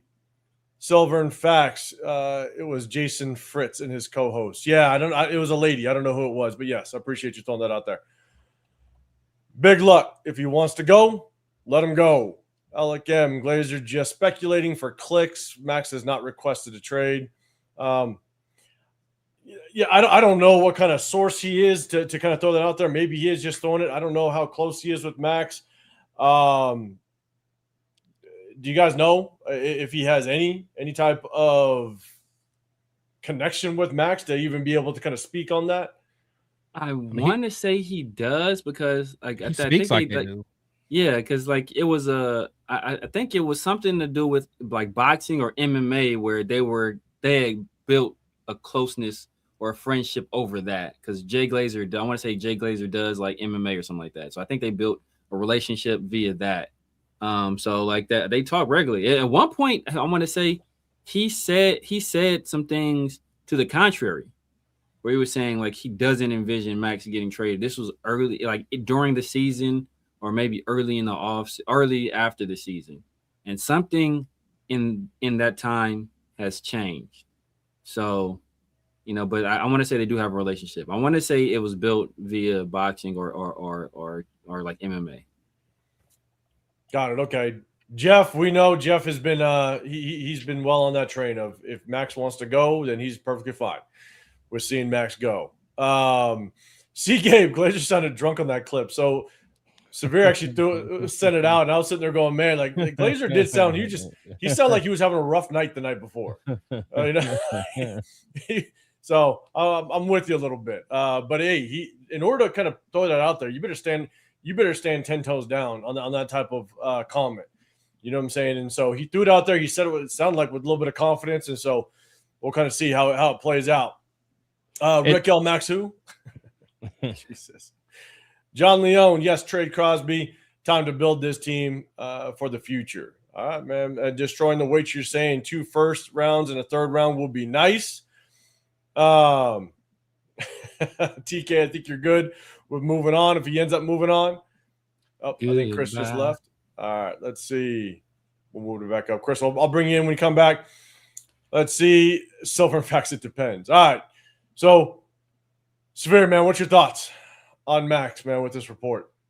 I've been saying for the longest. I've been saying since it started a little bit last year. I started speculating that you know maybe we should do it, and this year it was a definite we need to do it. It just that's what makes the most sense. He doesn't fit our timeline, even with him on the team. And not like he's individually a really good player. He hasn't elevated the team around him, and we haven't done enough to put the pieces around him thus far. Right now, if we're going to draft a rookie quarterback, we're going to probably delegate a lot of resources towards getting the most out of that rookie quarterback. Also, out of trying to, you know, turn a lemon into lemonade when it comes to Aston Genty. So we're going to have to make some investments to help both of those guys. And it just doesn't make sense for us to go through this rebuild and have Maxx at 33 years old out there, you know, trying to compete with the Raiders still. Like he's had half a dozen surgeries at least. He's finished the last 2 seasons needing a surgery. He's about to be 30 years old. He only has 2 years left on his deal. So that means after this deal, if we're going to keep him and extend him, it's going to probably have to be in this offseason. Then you have to make a determination, okay, how much money do we want to spend on an oft injured defensive end, coming off several lower body surgeries, a couple knee surgeries. You know, when the salary cap is going up, and he's going to probably demand upwards of $40 million. Like, do we really want to make that kind of investment into a guy that old with that injury history? I'm not doing it. I don't think anybody intelligent would do it either. But hey, we got the fee-fees for Maxx because, you know, he's a Raider and he played in Oakland, and like, I don't give a damn about none of that, bro. Like, I'm building this team for the future. You can chunk the deuce and get loose. Yeah, Yvette, you said Maxx has given us everything if he wants to go. He has paid his dues with the Raiders. LS, I've been on the trade Maxx trains for a very long time. I'd move Maxx for a first and second, but if we can get a Micah Hall for him, and that's one thing that Jay Glazer kind of ended that talk with, is the fact that he thought that it could be similar to like a Maxx Hall, the one, or a Micah Hall. The one thing that you can add to the fact is that Maxx Crosby's contract is very, very, very team friendly. Very. I mean, you can get a guy on a damn good contract, and so if you're in need of one, you can get yourself a good one under a really good contract. And so that's what I think would help with us potentially getting a little bit more draft capital out of it if we ended up making that trade. LS, all right, Glazer and Crosby are very close. Okay. TK, I love Mac, and he is still one of my favorite Raiders now. If he got traded, so Gruden could do his rebuild, then Maxx can get traded for this rebuild. Right. Fact. Yeah. Right. Look, Maxx Crosby is not. I love Maxx Crosby. He's not the player that Khalil Mack was. He's never gonna be the player that Khalil Mack was. He's a great player in his own right, but he ain't Khalil Mack. And if we could do that, if we can trade Khalil Mack in his prime, was he coming off a defensive player of the year? We could trade Khalil Mack at that point. But anybody can be traded, bro. Anybody, unless you're a franchise quarterback, anybody can get traded at that point. Yeah, because we traded. How many seasons was Mack even with us? 4. He was on his. He was on his first. Yeah, he was on his rookie year. It was rookie contract. Yeah. Yep. So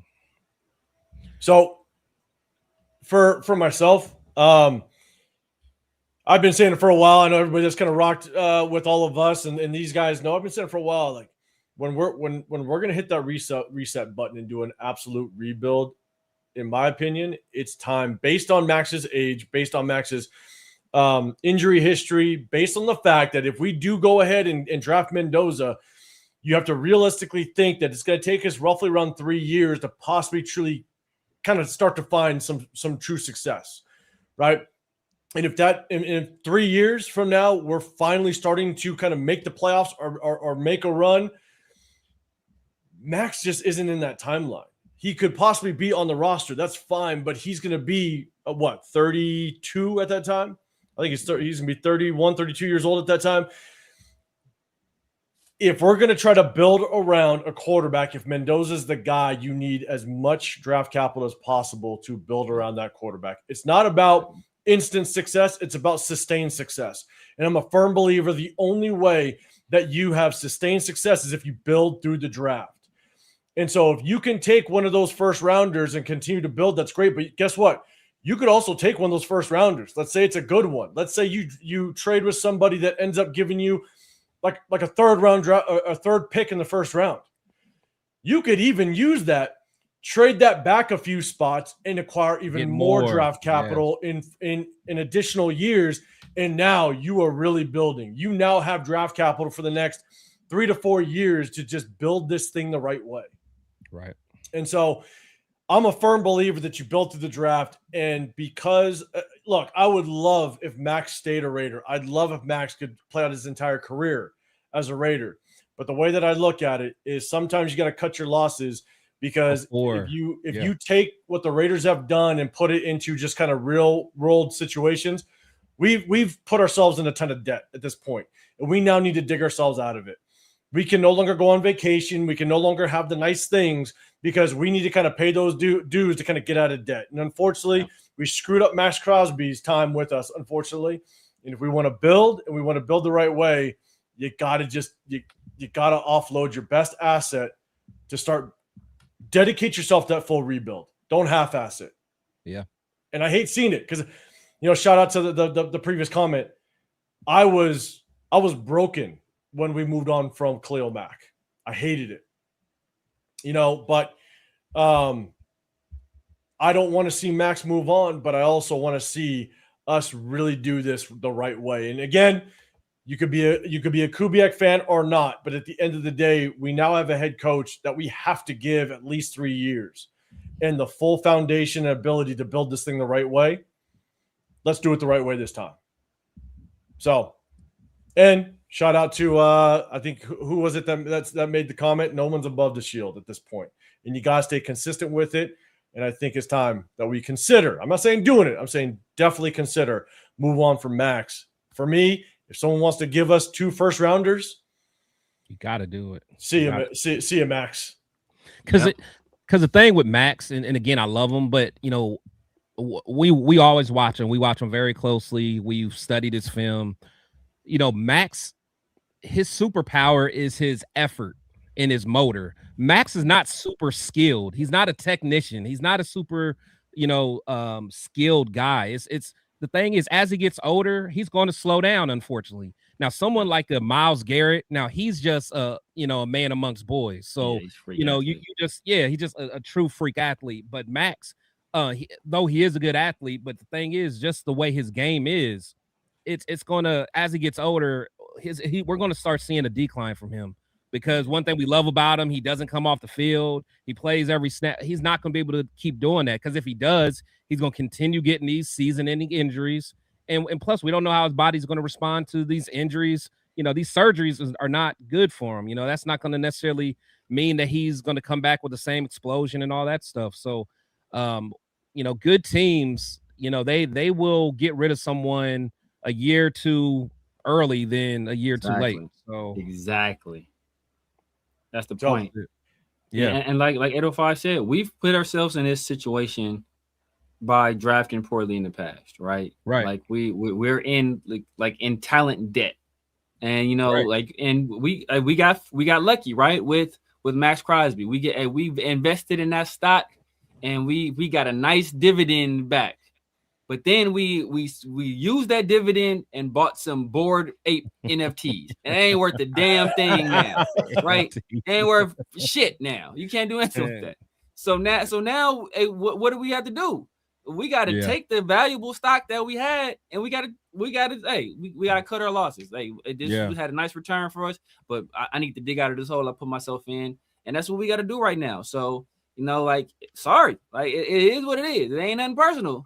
It's just business, and it's a cold world, man. But like I said, we could trade Khalil Mack in his prime. We could trade Amari Cooper when he was sulking. We could trade Devontae. We can trade we traded Randy Moss for a bag of peanuts.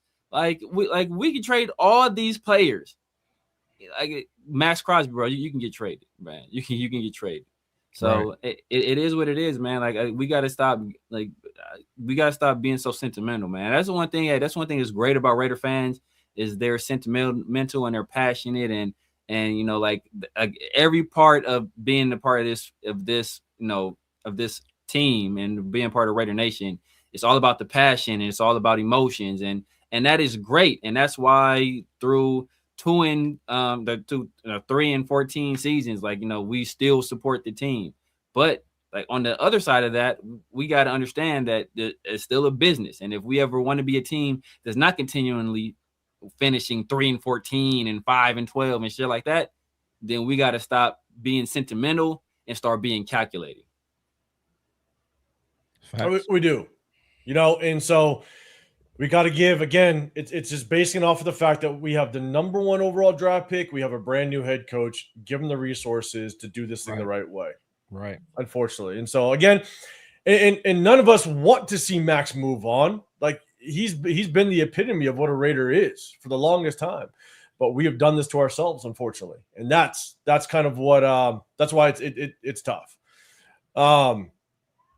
So, okay. We kind of talked about the Maxx Crosby talk. We definitely appreciate everybody rocking with us. We are going to do one last thing. Hold on. 7th. That's not what we're saying. The point is Max is not in the same timeline. Bowers, Genty, and JPJ are all in this timeline for a rebuild. Exactly. So therefore, they're part of the rebuild. They're part of it. The thing is, so from 3 years from now, they're still in their prime. Exactly. They're all under 25. That's what I'm saying. It's like that. It's not even this. Yeah, it's not the same. It's not even close to being the same, man. That's not the same. You still got good 6-7 years out of all those guys at least. You got 2 years of Max in his prime. In his prime, right? But Genty, we don't know how. We don't know how long. You know. Right. Genty might never get to us. We might have seen the best of Genty last year. No, I just be careful. I don't even think Genty that bad. I just do that just because all the crap was talked preseason about him being generational. But I don't think Genty that bad. I don't think he's that. I think he's a good he's a good running back. He's a good player. He's a good running back. He's not 6 overall good though. That's all we're saying. He's not 6 overall good. And to be fair, I guess at least with this panel for the most part, like to be fair, like it'd be hard pressed to find a running back that's number 6 overall worth it. I would never draft a running back at number 6. Like, but that's just me. Yeah, it's not directly just at Genty, but because anyone that's drafting at 6, you probably suck. Like unless you somehow like traded. Yeah, like if you traded that pick, like if you're a good team and traded that pick and somehow landed there and you only needed a running back, that's one thing. Yeah. But if you earned that 6 overall pick, you need way more than a running back, bro. Way more. Yeah, 100%. LS, not many people have touched on it. Oh, my fault. Go ahead, going back to it. Not many people have touched on it, but shout out to SpyTech for trying to save Max from himself and not caving to the pressure of him wanting to play. Shout out to him. But also, it's funny because you look at kind of how they restructured that contract, and it looked it's a good team-friendly contract, and you kind of just see now all of a sudden you're almost going to use that to your own favor by restructuring it, and you might end up moving on from him. So look, SpyTech might be looked at again if you're cool with moving on from Max. He kind of played chess, not checkers, with his Max contract. So it's very interesting. All right, Severe, go for it. Oh, no, I was just saying, SoCal said, I love the backlash. I live for it. Yeah, you do. Yeah, you do. One thing you've learned being a Raider fan for as long as I have, if you disagree with the move they make, you're going to be right like 90% of the time. Right. So, in fact, real quick, you're saying, so what are we doing with Dylan Lobby? A kid, but love the guy. I kid, but love the guy. We need running backs, but he's if you kept him around for a cheap deal, he could do some. He could contribute in special teams with kickoff, but that's the only reason why you might keep him around. But the very first time the dude touched the ball, he fumbled. I'll never forgive him. And look, and guess what? The second time he touched the football, he fumbled too. One time in the preseason, one time in regular season. Yeah, that's an L I gotta hold because preseason I was like, man, Dylan Lobby is a running back I like, man. This little dude playing up there, put up damn near 300 yards receiving in the game against a Power 5 team. I was like, okay, this dude can play. And then he got the ball preseason, fumble, and then give him the ball again. It's like, all right, Lobby, we about to trust you with the rock, man. Show us something. He fumbled. I'm like, damn. So.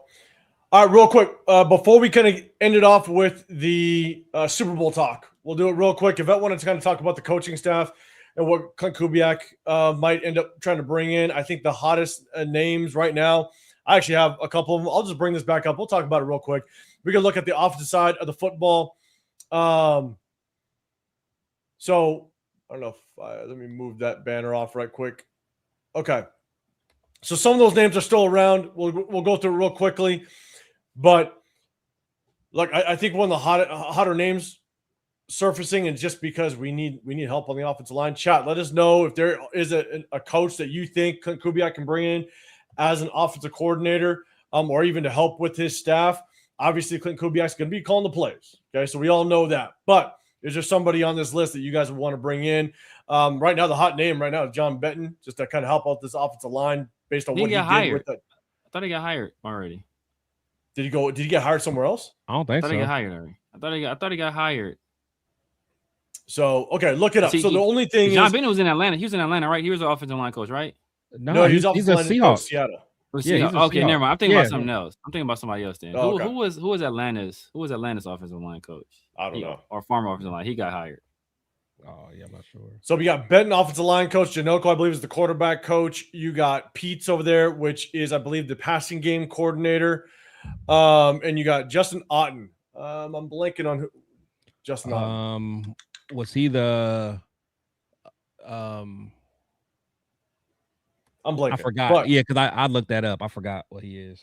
But the one thing is, obviously, these guys can't do a lateral move because then you're going to have to trade for them. They're still under contract, but you can basically give them a promotion. So a lot of people are saying Jake Peets can possibly come on over here and be our offensive coordinator, or John Benton can come be the O-line coach, but / offensive coordinator.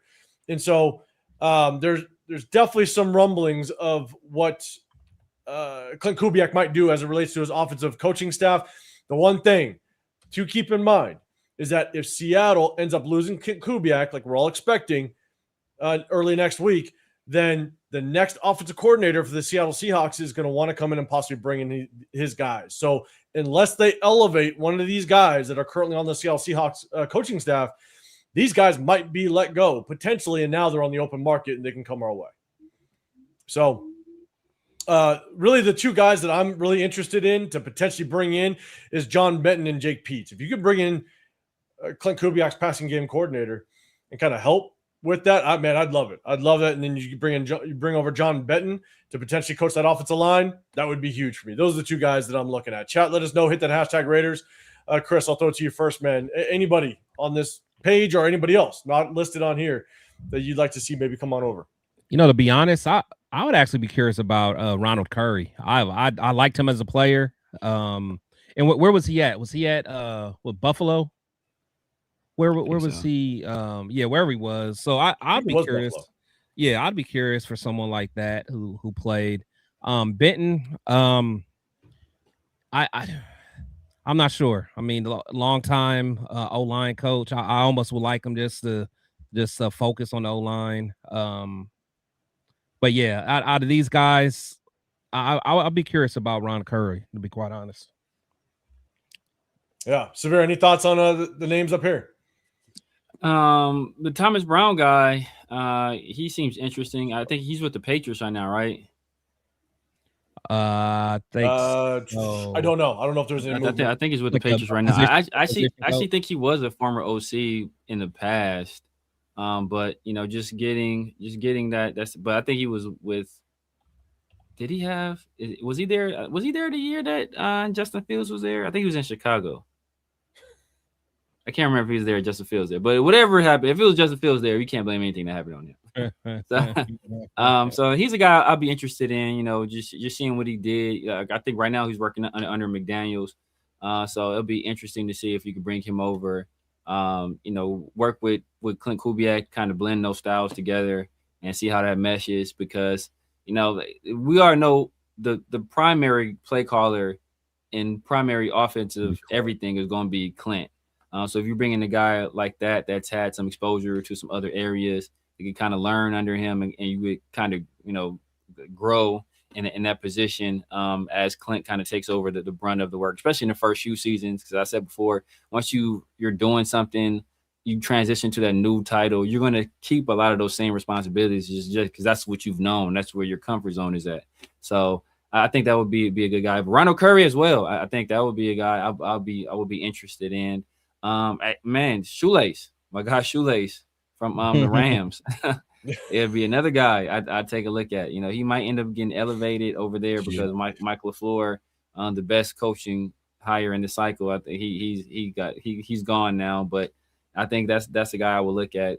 I can see the Rams elevating him though. So those are the names I'm looking at right now.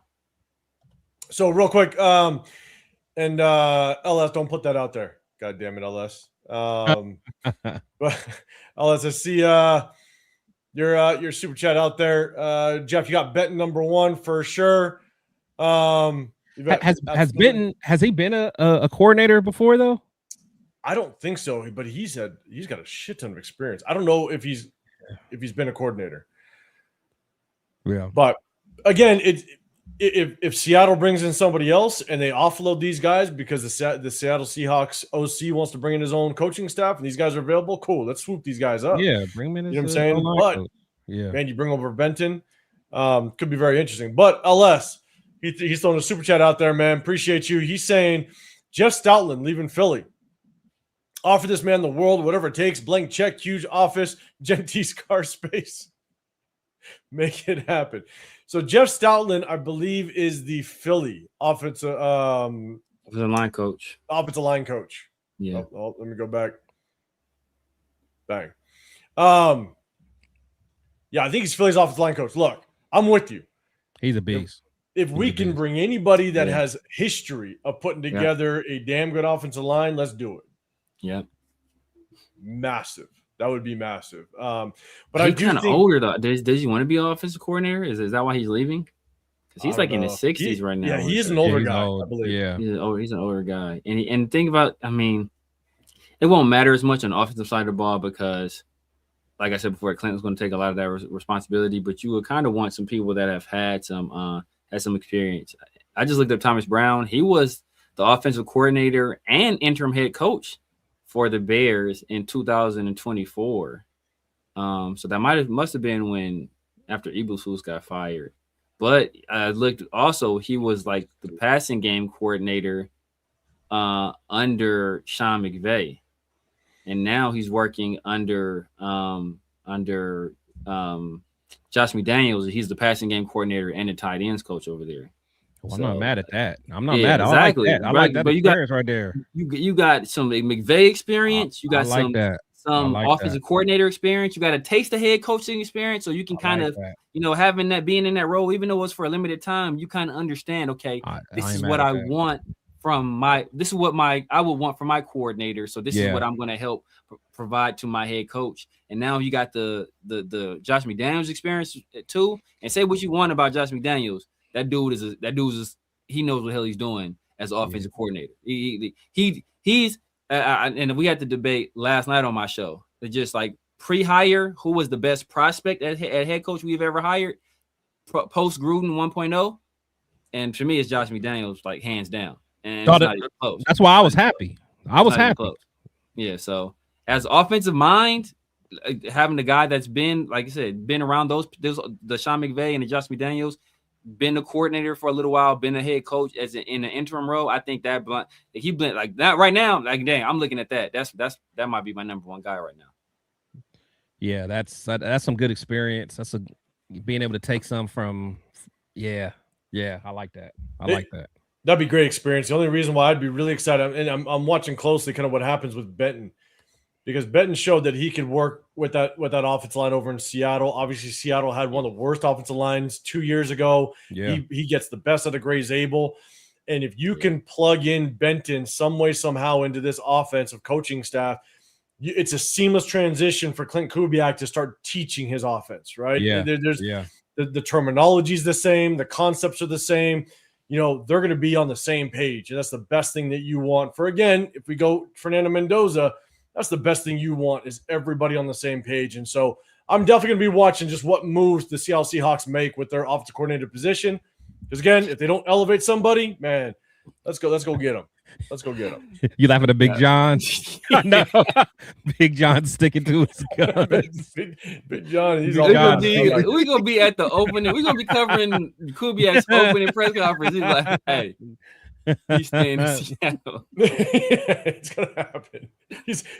Man, it's gonna be week 17. And Big John gonna be that press conference is gonna be live, and he's just gonna be saying Clint Kubiak he's not gonna walk in. Clint Kubiak's not walking in. He's not there. He's not even in the building. Oh my he's God, gonna hate it, man. LS, whoever gets the OC gig will have a much lighter load than most OCs due to Kubiak being the play caller. You could probably gamble on a Stoutland. You probably could. I mean, I love Stoutland. A great offensive mind.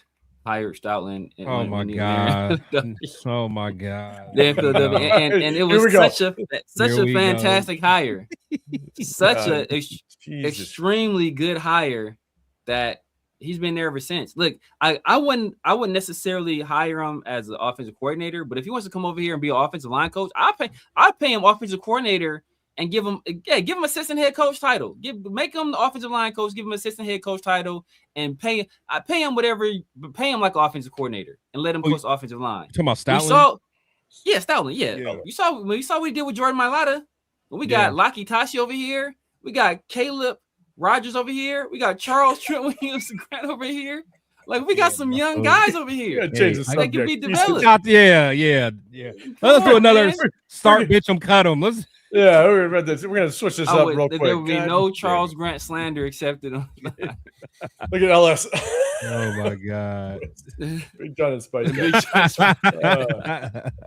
That will be dun dun. That's good times. So, hey, real quick, DC. Look, I'm not going to pick anything up on the screen because I think the hot name a lot of people are looking at is I'm just blanking on his name. Guy over in Jim Schwartz. Jim Schwartz, right? Yeah. Chat. Let me know what your thoughts on Jim Schwartz. Obviously, there seems like there's some disgruntled, situation over there a little bit. He got rubbed the wrong way, given the fact that he wanted to potentially be at least a considered option for that Cleveland head coaching job, and so now it kind of remains to be seen just kind of what he's going to end up doing with Cleveland. And so, Chad, let me know if Jim Schwartz is a guy you might want to see kind of enter the building as our defensive coordinator. Severe, I'll throw it to you first, or actually, Severe, I'll throw it to you first this time, man. Any thoughts on Jim Schwartz coming over as the DC? Yeah, it's crazy that, I really do think that them hiring Todd Monken, especially Todd Monken being like an older guy, I think that whole situation over there in Cleveland, I think that really did rub Jim Schwartz the wrong way. And, with Deshaun Watson being there, Cleveland knows a thing or two about people that have been wrong the wrong way But Jim Schwartz is a pipe dream, man. That's not happening. I don't see why he would even want to come here with the talent we have on the team. I think he has a good situation in Cleveland. I think they'll work behind the scenes to mend those fences. And I think they'll make that happen. The thing I worry about with Jim Schwartz, and it could be a positive or it could be a negative, is that Jim Schwartz is a big presence. You see how he is on the field. You see how he is a player. You see how he punked Jim Harbaugh. Like you see the kind of you see the kind of fire he has. And Clint Kubiak is the opposite of that. And and sometimes it's good to have that those contrasting styles, but you want it to be clear cut, like that your head coach is the guy, like the buck stops with him. Right. And it's not the exact same situation because, is the dynamics would be the opposite, because Josh McDaniels was way more accomplished than Antonio Pierce. But Antonio Pierce was the guy that had the energy, that had the passion, that had the charisma, and the players gravitated and they had a more respect for Antonio Pierce. And I think that in this case, it's the opposite, because Clint Kubiak ain't done a damn thing, really, like as a head coach, nothing. So Jim Schwartz, he's been there, right? He hasn't necessarily won at the highest level, but he's been a head coach. He's been a great defensive coordinator, and he has the passion, he has the energy, and he has the charisma.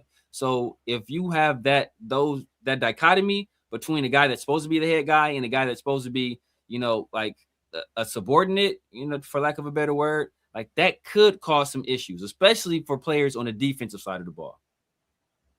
Yeah. I'm with you. Let's see. Herman, man, definitely take him as a DC. Raider. Devalian. Jim Schwartz absolutely changed the game. That'll make Crosby happy if he's still here. Horace, yes to Schwartz. Schwartz ain't coming if we trade Crosby. Yeah. Yeah. I got an interesting take on that as well. What up, Lone? What's going on, brother? If Browns and Schwartz part ways, go get them. Jason, what up, man? Hey guys, make sure you guys go hit up Jason's channel as well, man. They go live on Tuesdays, I believe, with him and Donuts Duncan. They talk some Raider football, man. Y'all really think that Jim Schwartz is about to trade in Denzel Ward and Grant Delpit for Caillou Blue Kelly and Lonnie Johnson? Y'all is on that. Y'all is on, man. Whatever y'all smoking over there, bro, that's y'all on that strong. Y'all on that Darren Waller. You gotta pass it. Don't hold him back. Y'all on that Baltimore Waller. That Waller pack. Oh man, Jason, I'm all in on Schwartz. Yes, a pipe dream though. SoCal, Schwartz would be good. He'd be a thorn in Harbaugh's side. Oh, for sure. For sure. All right, let's see. Okay. Harbaugh might start coaching from the booth.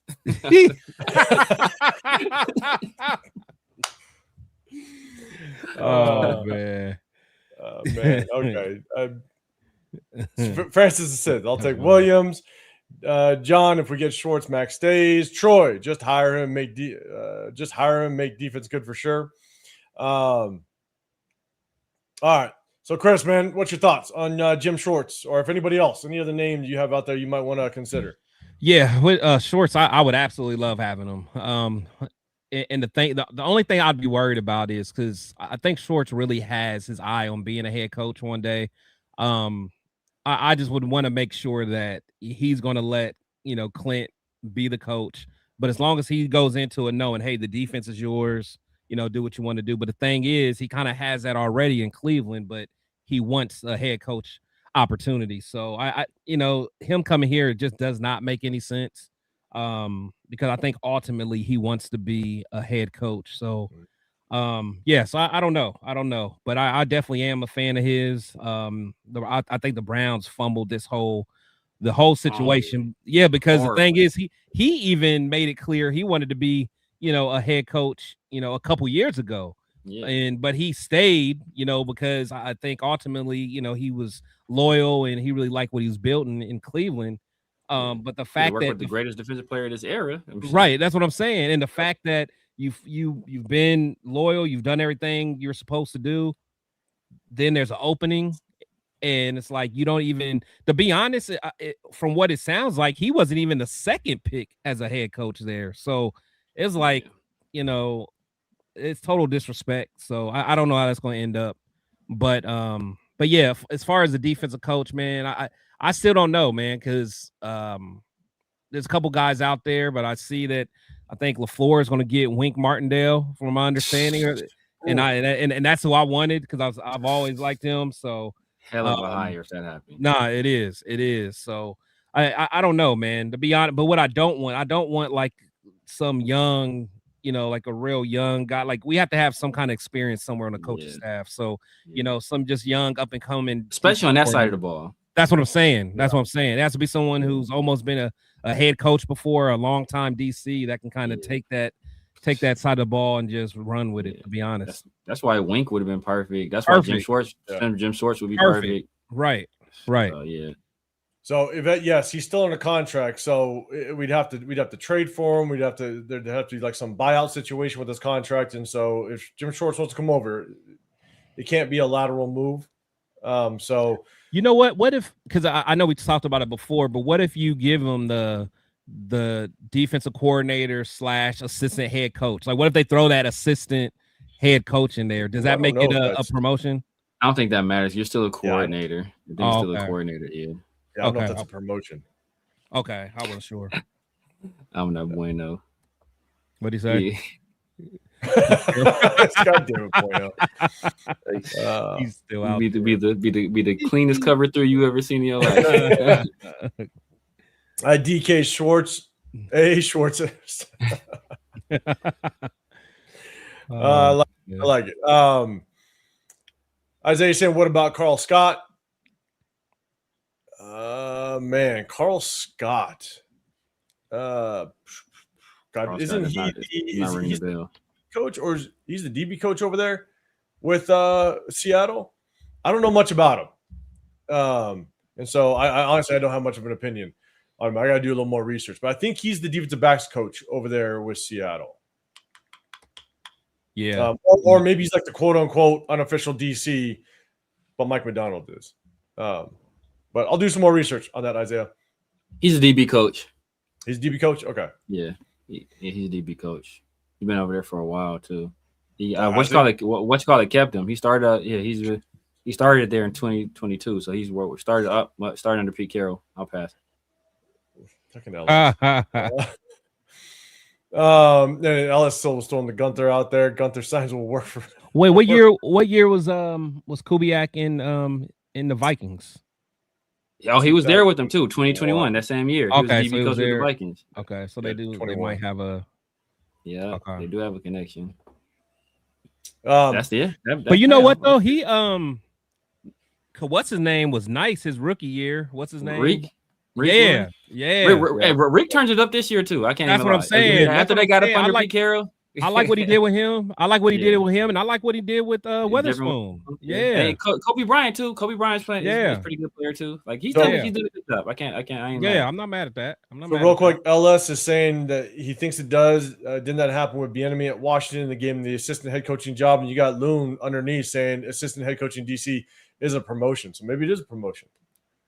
I don't think it's a promotion. I don't think the NFL looks at it as a promotion, unless because you're still a coordinator. But I don't know. But no, that is not what happened with Bieniemy. Bieniemy, the Chiefs let Bieniemy leave. Go. Yeah, they let him leave because they knew he was looking to get from under Andy Reid, because the thought was him being under Andy Reid is what was preventing him from getting head coaching look. So that's why they let him leave. Like Shane Steichen is letting Jim Bob Cooter interview with the Eagles. He gave him permission, and he was gonna, decide at the time that it happened whether or not he would let him leave fully to be offensive coordinator over there.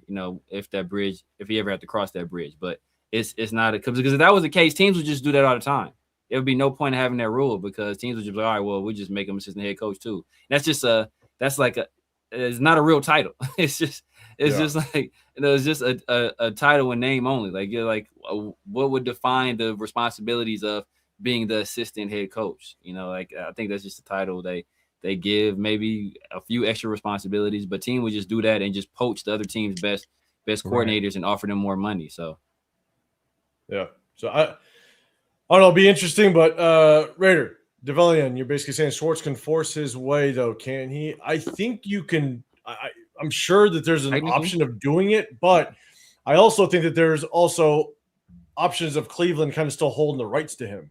Yeah, they will. So I have no clue how that works, but I think that there is a world where Cleveland can still hold the rights to him as well. So I don't know how clean of a separation that could be if Schwartz just tries to force his way out.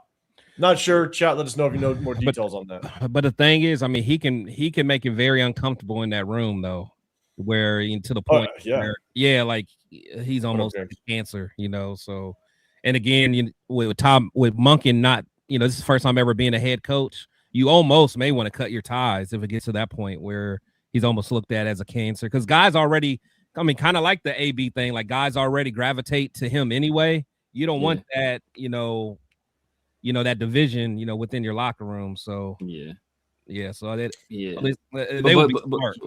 But on the flip side, though, if you're able to get him to buy in or get those guys to buy in, then that kind of if you get that, but he might not do whatever with Monken, because the Monken got these spot instead of him. Right, he's like, and this old man never been a head coach before, so it's like, say hello to Chuck Bresnahan, y'all. This next Raiders DC. John Marshall coming back. John Marshall. Oh, man. No, for myself, obviously, I think if Schwartz comes over here, I think that would be one hell of a coaching staff. I mean, or Jim Schwartz. You bring him over here, man, that would be huge. I think the majority of Raider Nation is going to be absolutely excited to have that type of coaching staff together. And I think Clint Kubiak can put Jim Schwartz in his place. Severe? Oh, God. Maybe not. But don't tap that screen if you like Clint Kubiak. God damn it. So, but I think if Jim Schwartz comes over, I think that's going to be massive. I do think it also is a pipe dream because, Chris, you mentioned it. I agree. If he is kind of bitter the fact that he didn't get a head coaching job, that means that his next step is he's going to be looking for a head coaching job. Exactly. So why would you come over here with horrible pieces? Let's be honest. Yeah. And you're going to leave Myles Garrett. You're going to leave, just an up-and-coming rookie with Mason Graham. You're going to leave a defensive rookie of the year in Schlesinger. He has so many pieces over there that you bite the bullet. You rock one more year. But we have Tommyami, though. We do have Tommyami. Yeah, don't forget. True. God damn it. Okay, then don't forget. He's 1 foot out the door. That's what you're saying. Got it. But I don't think there's a world where he would want to come over here and stake his name on our defense when you're still trying to vie for a head coaching job. Stick with Cleveland, rock one more time, have a top 5 defense in the National Football League, probably top 3, and you're going to get into the next head coaching cycle. If you really think you just want to be a head coach and that's the next move, then just stay in Cleveland. Bite the bullet and rock out and find yourself in the next head coaching cycle. Don't come over here. As much as I'd want you to, don't come over here because you're in a complete rebuild with some pieces that, man, you're gonna have to really coach your ass off to potentially try to function with. And our offense probably is not gonna be very good. Even if you get Mendoza, it's going to be stepping stones to a successful offense, which means your defense is going to be battling day in and day out.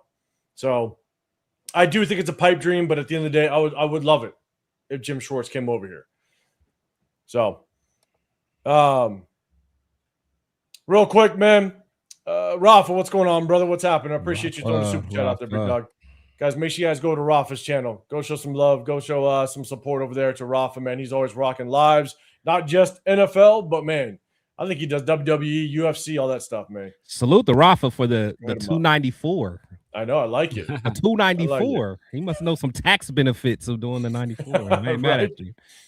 All right. So let's do this. All right. I think we got a couple comments. You guys are starring them? Yeah. Go for it. Who started this one? Which one is it? Oh yeah, me. But said like there's nothing that says a person can't do it. It's just the team can block you. So there's nothing that says like, oh, you can't go from offensive coordinator of this team to offensive coordinator of another team. Like there's nothing in the bylaws that says you can't do it. It's just you have to have permission from the team. The team, your team has to allow you to do it. Play calling responsibilities or not. That's what I was saying with Jim Bob Cooter going from the coach to the Eagles. Shane Steichen is allowing him to interview there because, first of all, they were both over there with the Eagles at one point. But he's allowing them to interview there and potentially take a job there because he would have the ability to call plays over there. Like they can't just hire him outright, even though they are adding on that extra responsibility. Because at the end of the day, like your duties don't mean much, right? If you're a coordinator, you're the coordinator. You could say assistant head coaching coordinator, like all of that. At the end of the day, you're the coordinator. So in order to make that move, the team that you're with has to approve that move. It could be a lateral move or unless it's a vertical move, it don't make a difference. If it's lateral, longitudinal, if it's any of those, they got to give you permission. I'm with you guys. John Q, I think someone did when you guys started this one as well. Yeah, I did. Just he said we need to haul either trade Maxx or trade out of the first pick or go nuclear and trade Maxx and trade the top pick and go OKC Thunder with unlimited youth. What OKC did was phenomenal, and you saw what they did. You saw what they did, man. You saw what they did, and it's like, John Q, you're at the right channel because you're going to hear us open up those options. I'm just letting you know. We're going to open up those options. Loon, don't sleep on Joe Woods, currently on the staff. Yeah, I think Joe Woods is our defensive back coach. You're throwing that name out there. We'll definitely see just kind of how our existing coaching staff kind of moves on with Clinton Kubiak coming into the building. Is that his second stint with us too? I think they're all still officially with us except for Patrick Graham. No, I'm saying isn't that his second stint with us though? Wasn't he with us one time before? Yeah, I feel like he was. I think so. He was. Yeah. Yeah. I mean, a guy said, we're not going to do it because I don't think it will make. I don't know if there's any connections there, and I think we would prefer a more veteran, seasoned guy, a defensive coordinator. But a guy to look out for is Aubrey Pleasant with the Rams. I think Sean McVay is grooming that guy to be like the next head coaching hire in the league. And like it was a game during the preseason where Sean McVay let him be the head coach. It was a preseason game versus the Chargers, and he gave the reins to him. And Sean McVay was like calling plays from the booth, like and let him run everything on the field. So I think he's really training a guy to be the next one. Yeah, what up, Rundown? What's going on, brother? We're gonna see you on Monday. Big dog. We'll see you on Monday. We'll have some fun. Big John is sticking to his guns, bro. Ain't going off that for square. Sure. Run down. You better be in there doing your push-ups, bro. You better be doing your sit-ups. You better be taking notes. You better be looking through the analytics, bro. You better be looking because your boy Kubiak, yeah. All right, let's go. All right. Let's go. All right. Hey, what up, man? Hey, Mother Moon in the building. Mother Moon in the building. Shout out to you. All right, so let's do this. We appreciate everybody. We're gonna go through one more time what we're gonna do. All right, we talked a little bit of coaches, but we're gonna end it off. This is gonna be the last time you're gonna see three of us together until Super Bowl. So, look, let's look at the odds real quick. We'll run through this. We'll have a little bit of fun. We're gonna end it that way. I'm gonna share the screen. Not that one. Let me remove that. Let me go. Let's do this. Make sure I set it up right. Okay. I'm gonna go ahead and try to move it in a little bit so everybody can see. All right. So guys, let me know. All right, chat. I'm gonna ask the question before we kind of dive into this. But Super Bowl, let me know what you guys' Super Bowl food is. Let me know if you got a Super Bowl food that you got to have at that Super Bowl party. Let me know. Put it up on the chat, man. I'm gonna ask the question to my guys here in just a second, but we're gonna talk about just look. We're gonna look at the over/under, the spread. I want everybody's feedback. Who you think is gonna win, and let me know if you could put a bet on something out of the over/under, the spread. Let me know what you would put that bet on. Chat, let me know, but also let me know what your Super Bowl food is. And so I'm gonna throw it to my guys.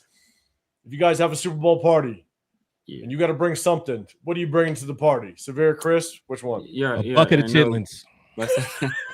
Chris Super Bowl. Don't get him going. Chris Super Bowl food is pork. Man, if I'm bringing something, I'm gonna bring some soda or something. I'm bringing like soda. I'm about to be having my car smelling like funk to feed you motherfuckers. I'm about to bring you these canned ass sodas. But enjoy this candy in a can. But not even the name brand. You're getting some Shasta. You get some. God damn it, LS. You getting RC cola. Some store brand cola. Exactly. You getting this Safeway Select brand. It just say cola on the side. Just cola. It's identified itself for you. It's no mystery. Look at T4. Hey, T4's just always got to bring some plates and cups. You never know when you need them. All right, I got you. Hey man, I got some ice in the car, man. Where y'all want me to bring this ice? Man. God damn. All right, Chris, what you bringing? What you bringing to the party? That'll be dog. It depends, man. You know, I'm always a wing guy. You know, I'll bring some wings or a dessert. You know, I'll bring a dessert. You know me, man. Hey, I'm telling you, I bring what I want to eat, so I don't care. You know, I might bring an apple cobbler. You never know. So Oh my God. That's you ain't never lied. See you, Gabe. Look, that's what I'm telling people about. I'm about to do a store run. Who wants something? They never seen me again. Okay, you got some Jolly Ranchers over there. You want bet. Y'all got your money together? All right, cool. I'm about to run. You ain't never seen me again, bro. Never seen me again. Oh man. What up, guys? Hey guys, make sure you guys go hit up Raider Nation Live as well, man. They're always going live throughout the week, man. I think they hit you on Sundays as well. And throughout the week, man, definitely hit them up. Shout out to brother. Bring a $5 Costco roast chicken. With the rotisseries. $5 rotisserie chicken. Where you want me to put this? Chicken greasy. Where you want me to put this greasy ass chicken? I didn't bring no knife to cut it, man. I hope you got some in there. Hey, look, I'm bringing wings. That's what I do. I'm bringing wings because that's what I want to eat. And look, if I'm just gonna be tacos, some tacos is fire. Yeah, 805 down. Some tacos. Fire. Hey, I'm about But to hey, buy a little grill, bro. In Pittsburgh, Pittsburgh. Oh yeah, we'll make it happen. looking at that hotel. Hey, look, I shot at to everybody. If you guys are going to be in Pittsburgh, you go in the draft. We're going to be at the draft, so definitely hit us up. Let us know. We're going to be at the draft. We're going to be hanging out all 3 days. We're going to have some fun. Definitely let us know. But look, hey, looking at that hotel we're going to stay at, they might let us put a grill on the outside. So maybe we might need to find a little portable one. I can work with anything when it comes to hit up that barbecue. Let's see. All right, Yvette, the 5-layer nachos. Okay. 5-layer nachos. Got to bring that dip to the party. Facts. Gabe, we're talking about food. He's like, hey, bottle of tequila, some stuffed jalapeno poppers, or some stuffed peppers. Yeah, got to do that without question. Hey, if I'm around the drinks, we gonna have the drinks. Now Leo can't be in charge of no drinks. So. Don't you do it. Yeah, I'm sorry. Now, if Cheeto Lightning is around, don't let him bring no beverages. You never know. I ain't gonna say what he brings, but yeah. Shut up. I'm gonna fix some brisket nachos with some pepper jack smoked queso. There you go. All right, look, he's he's throwing down. All right, Jay, bro. You invited to my Super Bowl party, bro. Let's get it. Oh man, Raider Nation, bring my appetite. I like your style. I like your style. Oh man, that's some good stuff. Okay, SoCal, Hustle Man's Chitlin Loaf. Yeah, salute to SoCal. He know. LS bring some candy from 2022, probably. You know, somebody's grandma got some of that old candy in her purse. And man, you know the ribbon candy. Yeah, or them, the what you call it, it's just like different colors. Just a clear wrapper in different colors. It's like the green one. You never know what you butterscotch one. Yeah, it's like them. Oh man, little hard candies. Oh man, can't even get a wrapper on. I haven't even eaten dinner yet, man. It's gonna be rough. I'm trying to eat good too. Mother Moon, deviled eggs, decorated as football. There you go. Hey, okay, I love it. Gotta love it. They're gonna be farting by halftime. Oh man, hey, man, you gotta go. You gotta go. Cut it off. Oh man. All right. Appreciate it, everybody. All right, let's do this. Guys, let me know what your best bet is. All right. You got Seahawks -4.5. You get the over under 45.5. If you could put a bet on the game, what would you put it on? Again, Seahawks -4.5 or over under 45.5. Let me know. Let me know what your best bet is. A lot of people are basically saying like you cannot sleep on the Patriots. There's more and more people kind of coming out thinking the Patriots are going to take it to the Seattle offense. You know, I know for about 3.5 hours on Sunday, I'm going to be a Seattle Seahawks fan. I want to make sure that Clint Kubiak can win himself a Super Bowl and get on over here. But I think it's, you know, I hate to say it, but I think I might be pulling, at least for me, the under 45.5. I think that's what I might be looking at. That's where I'm at all day. That's where I'm at all day. All day. If this man don't score 20, 24 points. Severe. It's 42-3 Seattle. That's what the score is going to be. That's why I'm putting it. I can live with that. I can live with that. No, look, you better. Go for it. You better. Quirk's got the over. All right, he's got the over. Seattle all day with the over. Loon, Seattle on the over. Okay, we got the over. Isaiah's rocking the under. You're all day. Bueno, Patriots ready for that smoke? All right, let's see. All right, all right, LSU, you cheating. You're teasing it. You're teasing it to 9.5. I don't know. That's crazy. That's crazy because I don't even know what the odds would be on that. I don't know what odds you're getting, but that's got to be like a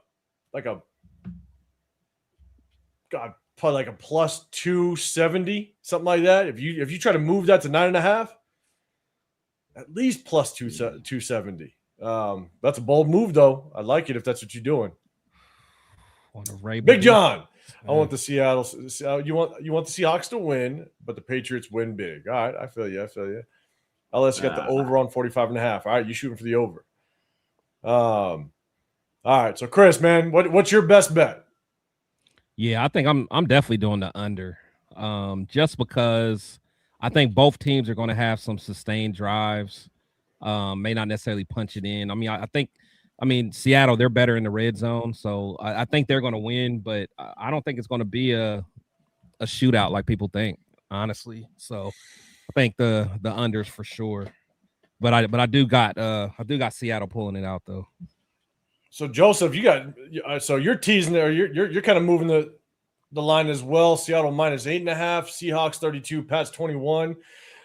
Big John, you got Patriots win 17-14. All right, man. You supporting the under. I like it. Isaiah just looked at Seahawks -9.5 is only +200.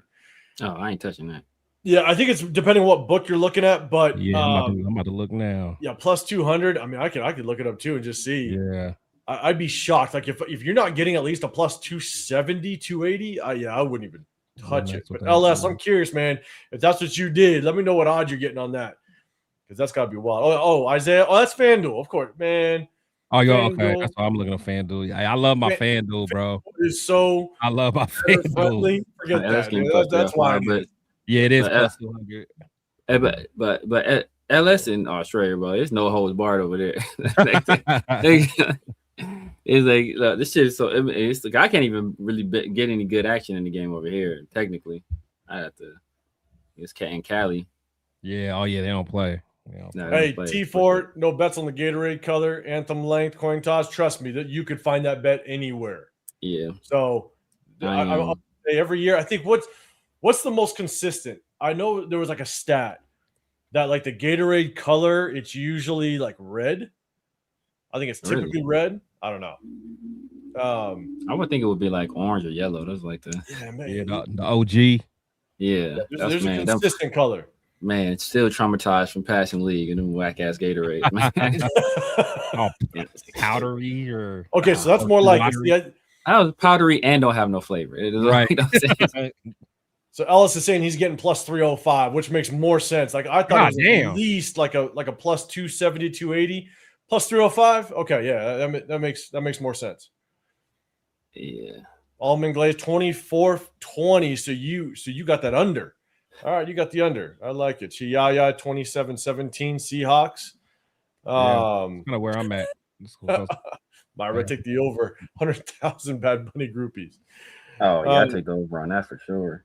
Well, watching for sure. Being there, right? Yeah, watching. Maybe not there. They're gonna have ice at the game. Ain't gonna be. Last year was green. That's wild. Myra's saying, ask Leo. He's the Gatorade expert. All right, we might ask him tonight. I'll ask him. It's Mr. Gatorade and beer. Yeah, Gatorade and Modelo. That's what it is, huh? Right. Oh, yeah. God. Yeah, bro. Never is he. I don't even drink. I ain't letting him be the bartender. Man. I think if Seattle does win this game, I think they win big. I think it's like 2+ touchdowns if they do win. But for that very reason, who's the guy that caught the exact score for the national championship game? You're looking at him. Looking at him. Who's the guy that got the exact score? All right, so what's the score then? Do it again. Yeah, do it again. You ain't doing it on our channel. I did do it. You wasn't here. You was on vacation. Nah, I thought you did it on Did I do it? Yeah, you did it with what's his name? No, I think I did. With Pharaoh, didn't you? I thought I did it here. Maybe. Oh, did you? Yeah, I thought you did it on Pharaoh. I thought I did it here. You was on vacation either way. You wasn't talking about the game. That's true. You was on vacation either way. I did it with 805. The score for this game will be 24-21 Patriots. Ooh, all right. And wait, I thought you just said they're gonna win by 2 touchdowns. No, I said if the Seahawks win, it's gonna be by 2 touchdowns.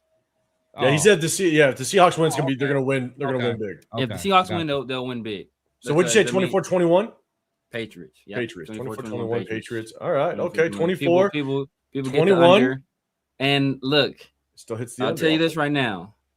If Travion Henderson messing around to win Super Bowl MVP, bro, we're going live on Sunday. He's been bad. He's been bad in the playoffs though. The team has struggled overall. Ramondre Stevenson's been solid, but the team overall struggled. Part of that is due to that snow game they was in. But the team really ain't been that great in the playoffs. But if he mess around and get Super Bowl MVP, bro, y'all ain't gonna be able to tell me shit all summer. Y'all better not even watch this. Like, if you were asking Genty guy, we're throwing it out there. Go to 805 and Chris channel. Don't even come on my channel. All right, we're gonna go back up to the big screen. Okay, all right. I want to talk a little bit of Super Bowl. It's gonna be the last time you're gonna see us prior to the Super Bowl. We'll talk about what we're gonna do on Sunday. Obviously, everybody's gonna be watching the Super Bowl. It's gonna be busy. It's gonna be crazy. So, kind of hit or miss whether or not we're gonna hit you guys on a Sunday. We'll talk. I'll talk to my guys and we'll let you guys know. Hit the notification so you do know if we end up going live on Sunday. A lot of people are gonna be going out there partying. If you do party, definitely be safe. LS Seattle 34, New England 17. MVP JSN. Wouldn't be mad at it. It's a pretty decent prediction. So we're going to get on out of here, man. Before we get out of here, definitely double tap that screen before you guys get out of here, but hit that notification so you do know when we go live. We appreciate everybody. But Chris, man, let everybody know what you got going on throughout the week and that show you do with Dub. That's your boy Chris, Protect the Show podcast. Make sure you guys check me out on this channel every Wednesday, every Sunday with my boys, War Room. And then I got my show with Dub Raider. We drop every Saturday, so make sure you guys you can actually find it on my channel as well under collaboration. So, but also give my boy Dub a follow too and a subscribe. He does good work and it's produced well. So make sure you check it out. 100%, man. Chiaya, you're saying severe. How many turnovers does Darnold have to get your outcome? Strip sack. Caleb chasing. Oh, piss off. Okay, severe. Piss off all the Raider Nation all over again. Good job, man. Man, all the Raiders. Good job. All the Raiders over there, man. My guy, Mac Hollins. I got Caleb chasing. Robert Spillane. Come on, man. Yeah. Caleb chasing gets a strip sack. Spillane gets an interception. It's going to be overall it's going to be pandemonium. Yeah. Mac Hollins over there too, man. I always like Mike. I always like. I love Mac. He's like Mac. the perfect wide receiver you get on your team, man. Yeah. I remember he cooked us. He did us dirty with the with the Dolphins. What was that? Was Flores? Was that when Flores was there? It was Fitzpatrick was a quarterback. I would say. Yeah. I think it was Flores. It would have had to been Flores. It would have had to been because who was there before? Yeah, I forgot who was there. I'm 42, so I was born the year the last year we were truly good Super Bowl year. So I've only been able to experience the ass kicking in the Super Bowl and same here. The 16 and 21 playoff appearances. It's been rough. Try raising kids as Raider fans. It's been a rough go. Shout out to LS. Candyless household, man. Candyless household for sure. Yeah, I'm the same way. That's why I hold on to that Hugh Jackson era so much. Because I enjoyed that. Even though we weren't even. I mean, we were mid, but I enjoyed it. Yeah, so. That's one of my favorite times as a Raider fan. Me too, man. Teams was exciting, right? All right, Severe, man. Let them know what you got throughout the week. You guys know what it is, man. The Severe Raider here on YouTube, Snapchat, TikTok, IG, X, Kick, Twitch. You guys know what time it is, man. Sundays and Wednesdays with my guys in the Raider War Room. Tuesdays and Thursdays, the 50-50 show and Around the Shield, man. Tap in on Monday to see just an epic beatdown, man. Just to see an epic beatdown. It's going to be not going to be close. It's not going to be close, man. So, you guys prepare for that. Have some nice comments ready for the other guys. Some condolences. Like, oh, man, you guys did your best. At 805, I still love the tape breakdowns. Oh, run down, man. I love your songs, man. I love the Panama Fargo stuff, man. I love it. Have some of those stuff just ready. Just have it copied to your clipboard so you can post it quick. Sounds like we're gonna have some fun. And one last thing I would like to say, man. 4.8 yards per carry as a rookie. 4.8 as a rookie. I don't hear no excuses for the Bengals. No, the Bengals excuses. After Anthony Munoz. Exactly. Anthony Munoz was gone. Right. He was gone. Charles Grant's goddad was not there. Oh, man. All right, guys. If you don't know, I'm 805 Raider. My channel's Real Talk Raider Nation. Appreciate you. I rock out with my guys in the Raider War Room on Wednesdays, and on Sundays, we're going to break down game film of the free agents here very shortly. We're also going to break down some game film of the college prospects as well going into the draft. So definitely check in with that. do us a big favor. Hit that notification so you do know when we go live. And hey, let us know, not just in this live, but in the next one. Let us know if you like that Start 'em, Betch 'em, Cut 'em segment. Just something we want to do for the people.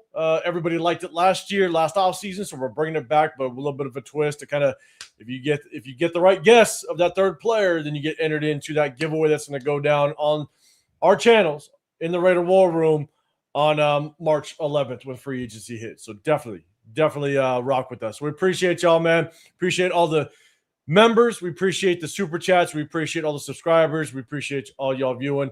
Double tap that screen before you get out of here. We appreciate you. And hit the notification. If we do go live, then you'll know. We'll hit you up this Sunday after the Super Bowl. So we appreciate y'all. Have a good rest of your night. We'll see you on the next one. We're out of here.